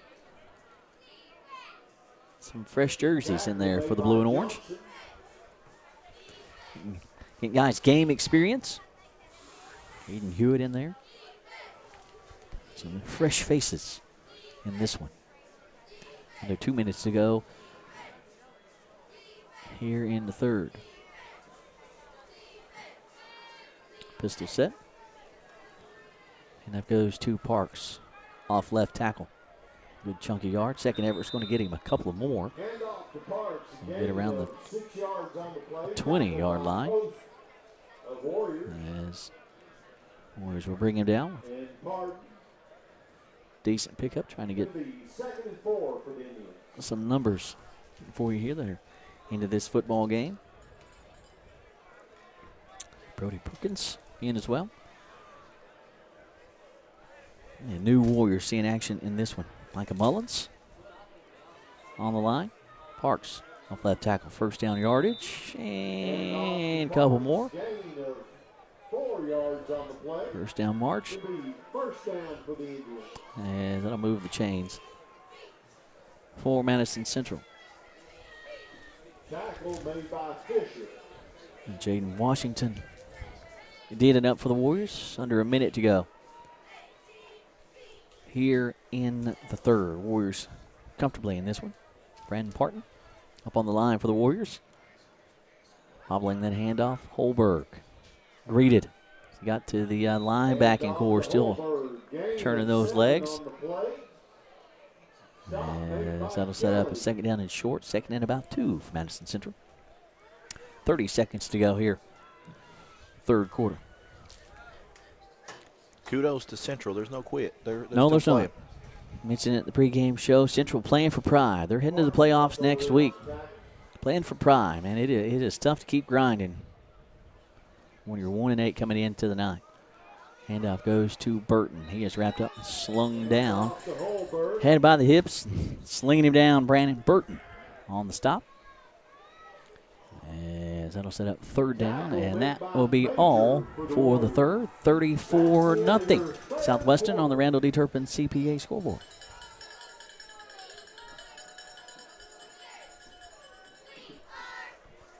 At Whitus Cabinets, they provide their customers with friendly service. They value your business, and it is their mission to provide reliable products and services. The courteous and professional team at Whitus Cabinet Design Center can turn your vision into reality. Visit the Whitus Cabinet Design Center on the corner of South 27 and Slate Branch Road to learn more about what they can do for you. And you are watching the Buffalo Wings and Rings video game of the week on Lake Cumberland Sports. Buffalo Wings and Rings. Wings created your way and always fresh, never frozen burgers. And they don't stop there, folks. They got shrimp, they got pork, nachos, you name it, they've got it, and it's good stuff. Don't feel great? Just can't wait? Well, Quick Care is open late. Just walk in their clinic in Med Park West, just off Bogle Street, behind the hospital. Hours are 9 a.m. to 7 p.m. weekdays and 10 to 3 on Saturdays. No appointments necessary for accidents, ailments, chronic conditions, as well as health services like sports, physicals, flu shots, and health screenings. They accept most major health insurance plans, and they can bill the insurance companies directly. Quick Care Walk-In Clinic at Med Park West. And a big thank you to Don Franklin Somerset Family of Dealerships, Kentucky, for presenting tonight's coverage of high school football. Be sure to take advantage of the end-of-season savings at any of their Somerset locations. Visit them on Facebook at Don Franklin Somerset Family of Dealerships. They treat you like family. Final frame of 12 on the Randall D. Turpin CPA scoreboard, and the Southwestern Warriors are going to send 18 seniors off with a win on senior night. The first win at home this season. You couldn't ask for anything more. Yeah, and I'm really glad to see that happen, and well-deserved for this group of seniors and Coach Foley. Good way to close out the regular season. Absolutely. Third and short for Madison Central as they are threatening right to left now. Handoff goes to Holberg. Met in the backfield. He's dragging a couple guys upfield for the first down tote. As trio of Warriors to the ball carrier. And that'll be fourth down. He did not get there. Yeah, he did. Yeah, he did. He got there. I thought he did, but wasn't for sure. High angle on it. Central will be setting in a first and goal from the 2. Trying to break the bagel on the side of the Randall D. Turpin CPA scoreboard. Pick your favorite topic. Pistol set. Pitch to Park. He is wrapped up and dropped in the backfield, getting to him in a hurry. Doing a little dance. Heading back to the huddle. As Gideon Brainerd comes up and makes the stop, as first and goal from the 2 becomes a second and goal from the 10. So a loss of 8. I'm not good at math. It's a loss of 8. That's why I got into broadcasting. Well, you chose right, Josh. You do a great job. Thank you very much. I appreciate that. Appreciate that very much, my friend. As Story looking to throw, pump fake downfield, nothing there. He'll tuck it himself. He'll get up to the 5-yard line. Man, he took a shot. I bring up Mattingly and another Warrior in there as well. You can't deny how tough Story is because he has taken several licks tonight and peeled himself off the deck. I was going to say the same thing. I don't know if it's how he runs the ball, but when he gets hit, man, is he taking some shots. On a cold night, he's going to feel that tomorrow in a couple more days. Yeah, he's going to wake up sore in the morning. Third and goal. Just inside the 5. Story. With an offset eye around it. Takes the snap. Fakes the handoff. Rolls right. Fires to the end zone, and that will be caught. And touchdown for Madison Central. Who caught that ball? Reception. I'm trying to get a number on it for you. 2.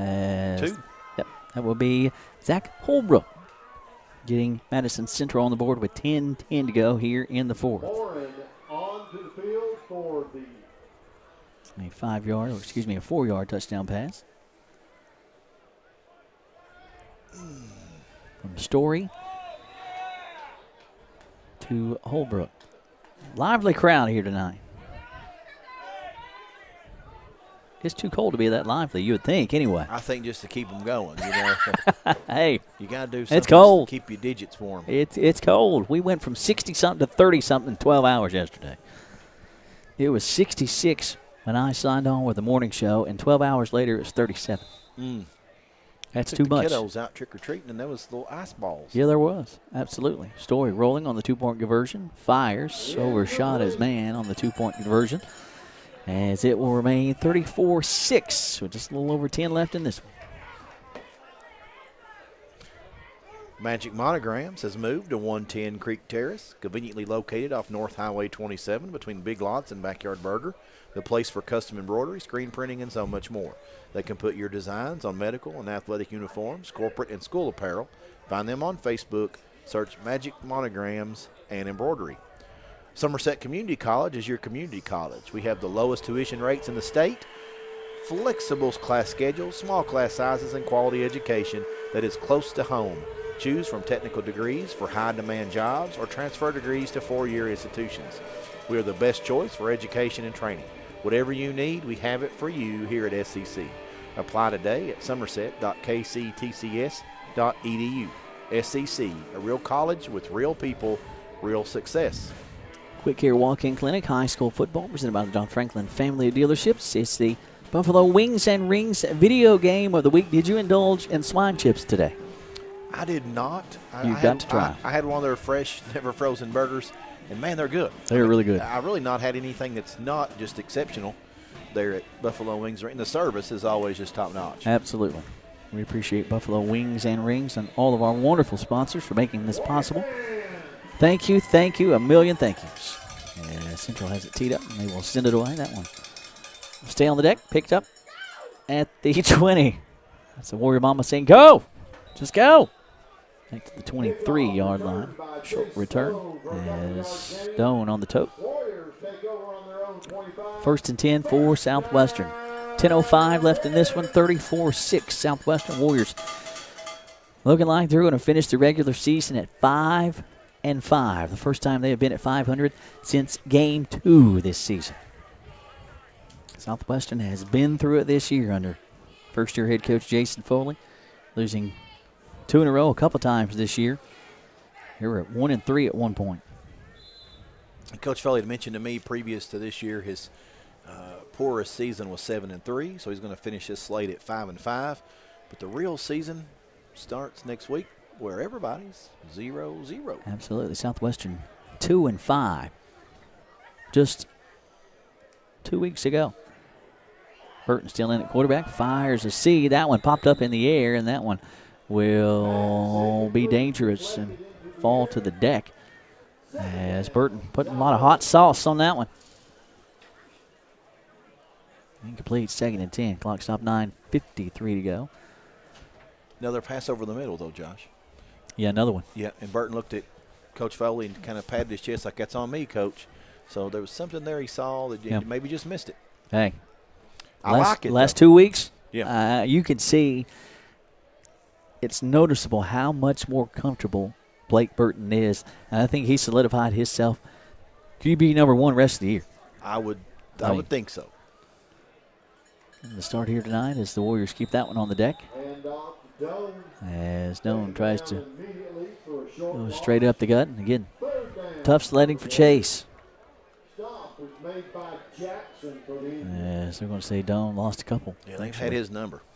The last 2 weeks, I mean, he has been keyed on big time. I think PC last week, Madison Central this week, they say if you're going to beat us, well, you're going to have to do it with somebody other than Doan. PC even went as far last week to say if you're going to beat us, you're going to have to beat us through the air. And the Warriors did it. Yeah, kudos to them. Warriors with touchdown passing tonight. The others have been on the ground. We're looking to throw here. Fires in the flat. Dangerous pass to Doan as he heard footsteps, but Doan able to come up with the reception. But sadly for Chase, he's going to lose a couple of yards. Tough one for Chase as he was trying to sidestep a would-be tackler that was coming with a head of steam. That's out of back the Warriors up at 4th and 15. And here comes the punting unit for the Warriors. Hadn't seen the punting unit since opening drive of the game for Southwestern. Blackburn's handled punting duties all night tonight. He has done a good job. Yeah. And it's official. It's cold. I can see your breath. It's cold.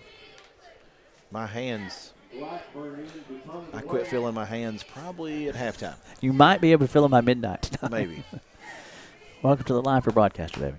What's that? Welcome to the Live for Broadcaster. Blackburn will lay the leg to it. Another good punt. Takes a Tiger Woods chip shot stop at the 46.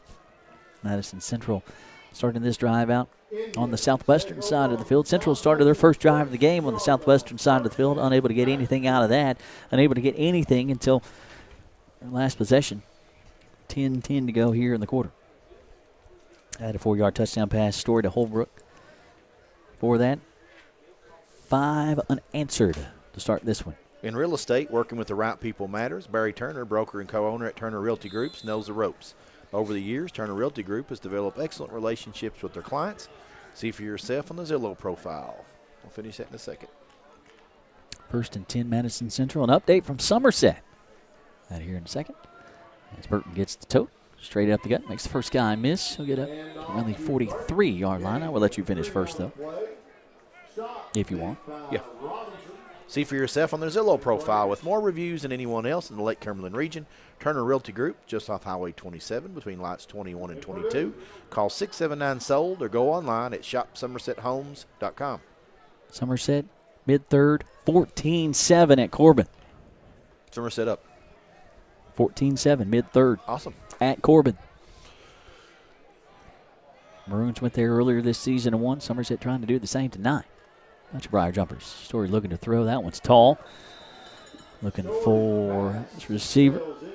Yeah, that was Holbrook, the intended target. And if I'm not mistaken, Wayne County went down to Corbin earlier this year and picked up a W. Of course, Corbin, always solid program, always plays tough schedule. Playing the best and dropping a few down there this year. Corbin doesn't shy away from bringing people to them. No, sir. And they don't shy about going places either. They're not shy about it at all. Somerset going to Corbin tonight, leading 14-7 through 3. Thank you, Bob Boone. Or mid-third. That update. PC trailing. Takes Creek across the county. Here it is all Southwestern. Burton keeps that one on the deck as Ethan Fisher comes up and makes that stop. It's a big pop on senior 9. Fisher, one of 18 seniors that are going to be sent off the reservation on a winning note. Southwestern coming into tonight. Well documented, as we had talked about it ad nauseum. 4-1 on the road this year. 0-4 at home. No more, my friend. Changing that tonight. No more, my friend. Warriors going to be on a season-high 3-game winning streak. Right time. Absolutely. If you're going to do it, now's when you want to do it. 4th and long facing Madison Central here. Story looking to throw. Good pocket protection. Fires. Holbrook had to wait on it to get to him. He'll turn it upfield, but he is going to be short. That'll be turned over on downs. A couple of Warriors coming up and making the stop. Holbrook gets that reception. Give the stop to Nathan Vanover. And Riley McBride playing a little D for the blue and orange. Now get the ball back for Southwestern. 6:05 to go. They lead 34-6. Now, Josh, the 88, I think, which was, you said Riley, that's Jay Cowan tonight, thank you. Sir. Thank you. I made that note and didn't see it after all these fours. Coach Foley has liked to change the numbers on us a little bit. Well, we appreciate Coach for keeping us honest and keeping us on our toes. That's right. Somebody's got to keep us honest. We call him a gambler, so he's pulling the chips maybe, playing bingo or something. You're 88 tonight, sir. That'll work. Keep them on their toes. Warrior football. No quarterback into the ballgame for Southwestern. Southwestern. Wants some running room. As Doan has some running room. He's loose near sideline. 40, 35, pat, 30. Give him a couple more as he does the chop with those feet. Chase Doan finally in some space. Room to run and room to breathe. First down, and Ellen and Fredo Credit Union. First down off the legs, Chase Doan. And back to the defensive holder. Justin Holberg, a little banged up. Under 6 to go. Warriors trying to put a nail in this one, and Doan will check off. And checking in for Doan will be J.J. Hutchison. As Mason Hibbert. We'll take snaps now.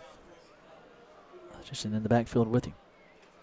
Hibbert turns and hands it off to Hutchinson. Just made a man miss. He broke some ankles in the backfield, but the second wave to J.J. will get him wrapped up and dropped. As that will be, we want to spot it. That will be no gain for Hutchinson. 5 minutes to go. 34-6 Southwestern. 7-0 at the end of one. 28-0 at the half. 34-0 through three. Now 34-6. All blue and orange on senior night. New bodies all over the place. Hibbert at quarterback. Low snap. He will hand it off. Chris coming near sideline. Makes a man miss, or I thought he was going to anyway, but that man stayed home. Stayed home. Had him by the jersey. Knocking him out of bounds. Give him width, but it's a first down tote for Chris. L&N Federal Credit Union first down. Warriors still moving the football. With new faces in on offense.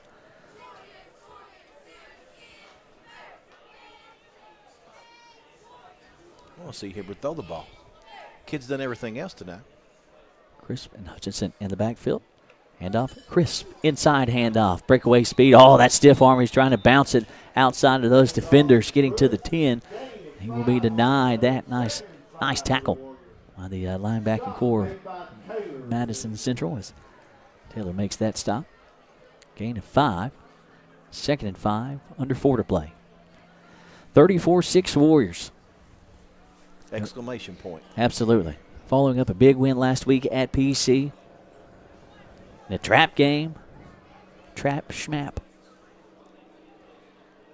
34-6 Warriors. And off Hutchinson starts left, comes back to the middle of the field. His footing left him as he got back to the line of scrimmage, basically. That'll be third and 5. Approaching 3 minutes to go. Senior night at the reservation is going to be a good one for the homeboys. Good one. Absolutely. Warriors don't really want to say a slow start, but kind of getting the cobwebs and the hangover from last week out of the way. As Chris will be smothered up in the backfield. Hats to the football. Plenty of hats to the football. As you see, a couple of Indians getting there in a hurry. First man to the football, Elijah Carter. As that'll set up 4th down and 9 as Chris will lose 4. I'm really glad that this was Video Game of the Week. Our viewers get to see this Southwestern Ball Club. And, folks, this team is better than their record indicates. And if I'm not mistaken, the last time we had a Video Game of the Week here at the reservation, it was not a pretty night for Southwestern. No. And if you've got your schedule open, or if you don't get it open, next Friday at the PC Field, Southwestern PC version number 2, first round of playoffs. Max Brainerd lines up for the hole from the 23, a 33-yard attempt. It is up, and it is good. How about a round of applause for the kicker? Brainerd from distance. That game next week at Pulaski, first-round playoff, I believe, will be Video Game of the Week, is my understanding. Oh, wow. But we wanted to encourage you to come out. You won't be getting to listen to the fine folks, myself, Josh McKinney, on video. But as you found out last week, we'll be on audio. We'll still be there. You can listen to us if you're one of our faithful listeners. We appreciate you very, very much. But it will be video broadcast as well. But we really want to encourage you to come out. It'll be a dandy for sure. Looking forward to it. Well, you said it going into last week when Southwestern was going into that football game. PC on a 7-game winning streak. Woulda, coulda, shoulda for me and you. PC should have beat Lex Cath here at the Don Franklin Bowl. They should have been 8-0. You never know when these two teams get together.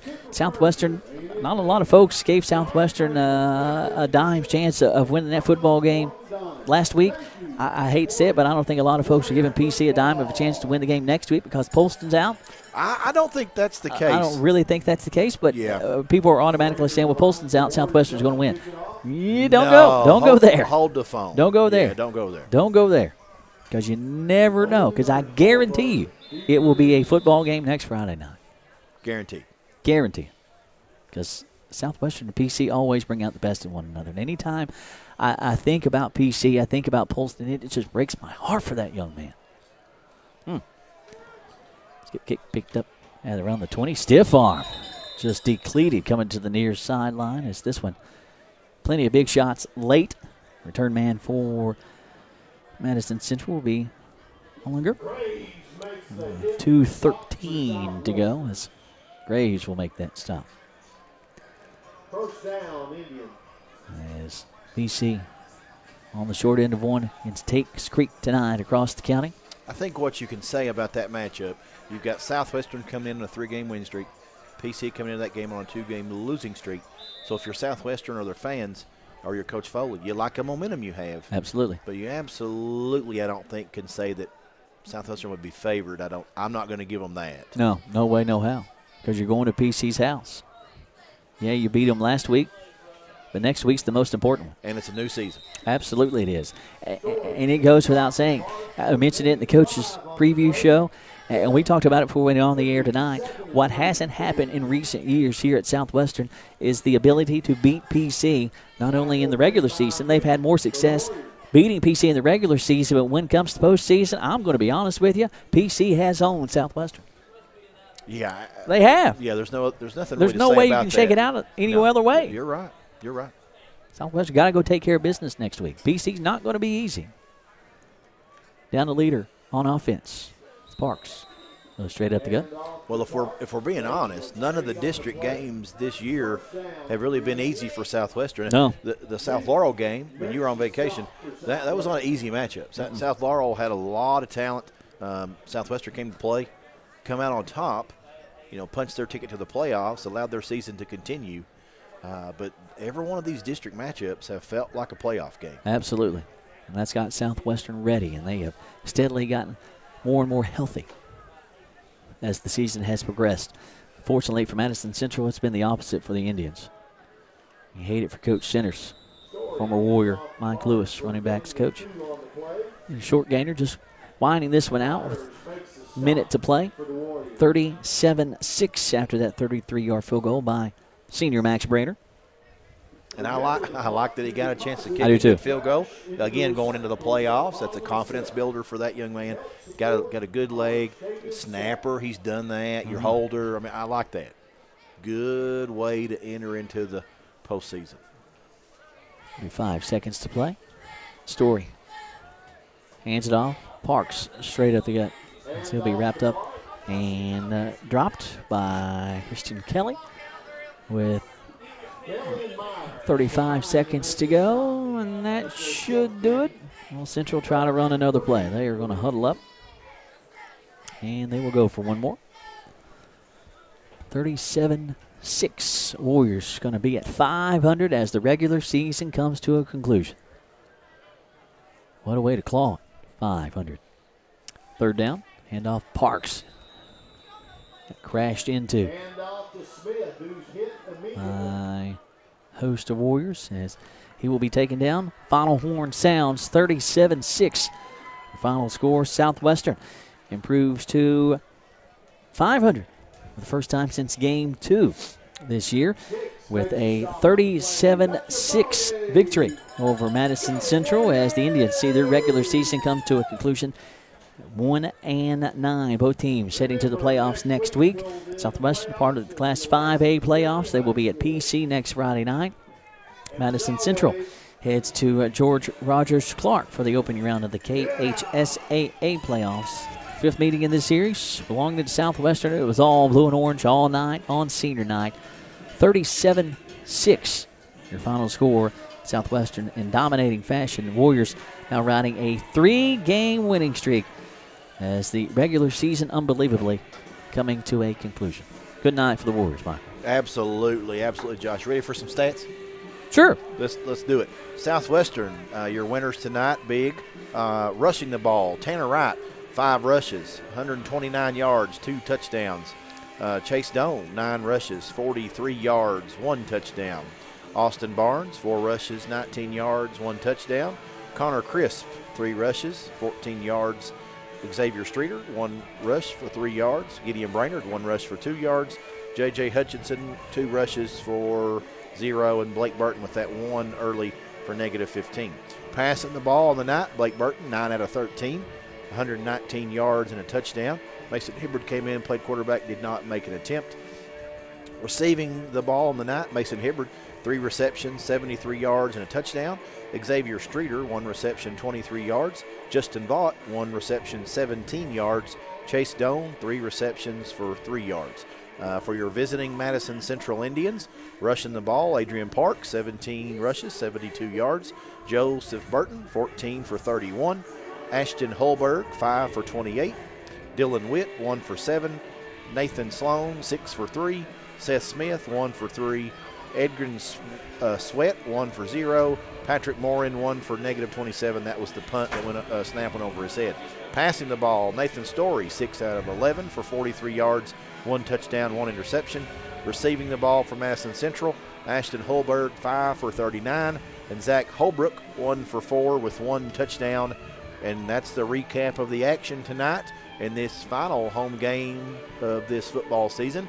A game that sees Southwestern Warriors come out on top, get their first home victory of the season, and enter into the playoffs with what I feel like is a pretty good shot of motivation and momentum as you have a Lions opponent in front of you in the Pulaski County Maroons. Absolutely. It is the Ford Brothers Auctioneers post-game show on Lake Cumberland Sports. And before we get to the scoring recap, if you noticed with our video coverage from Buffalo Wings and Rings, as the handshake line was going through, you saw that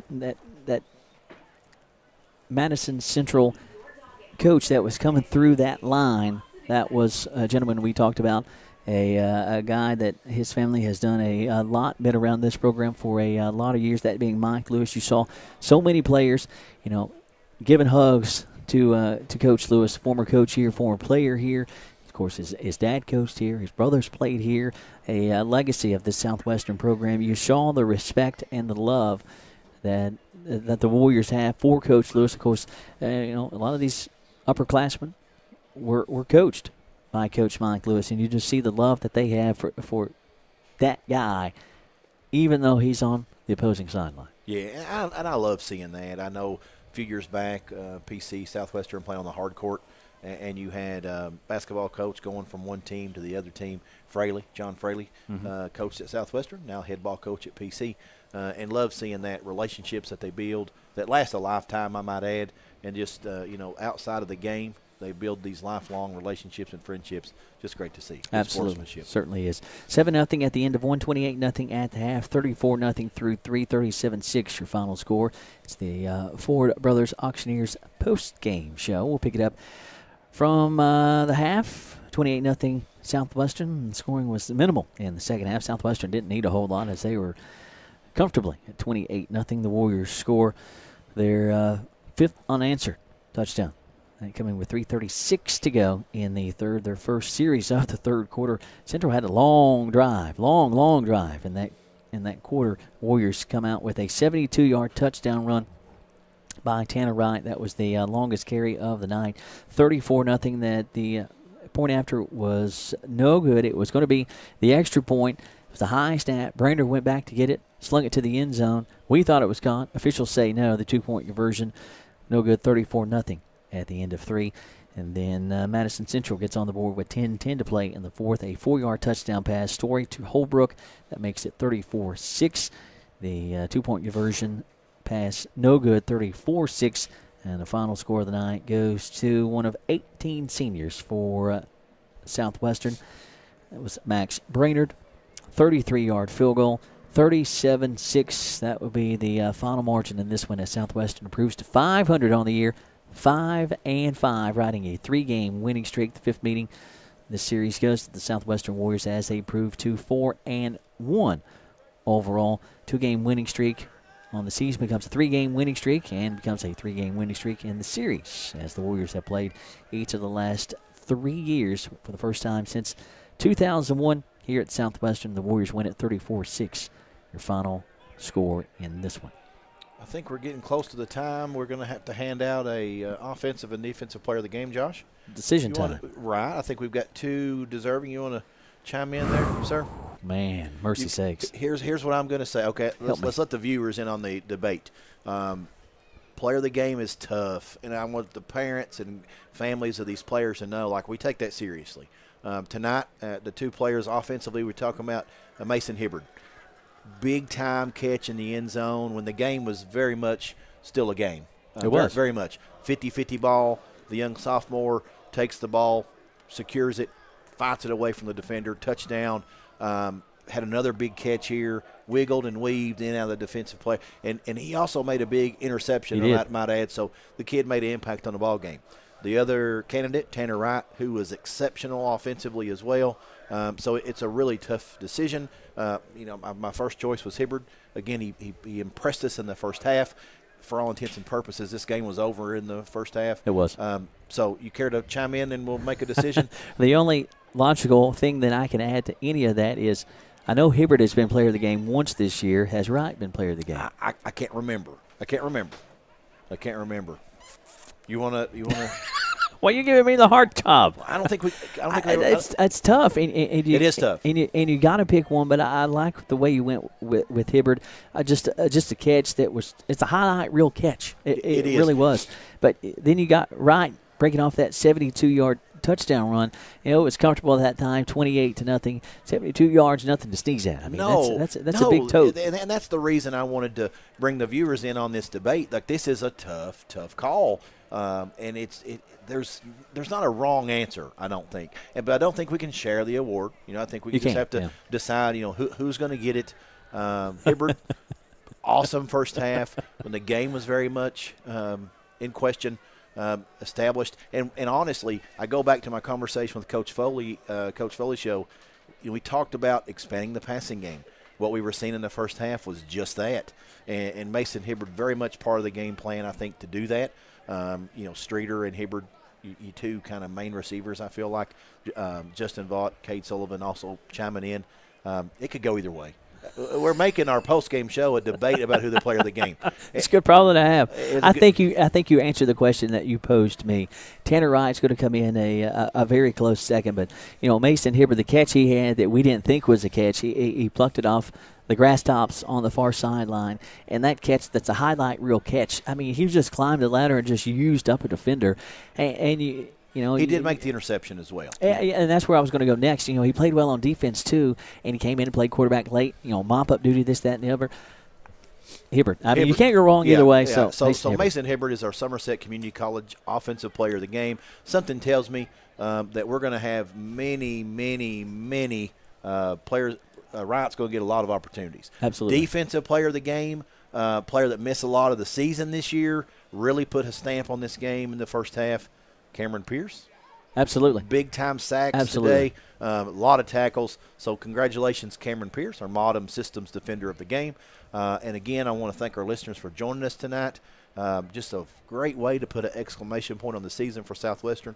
Congratulations, Coach Foley. Congratulations, 18 seniors. Absolutely.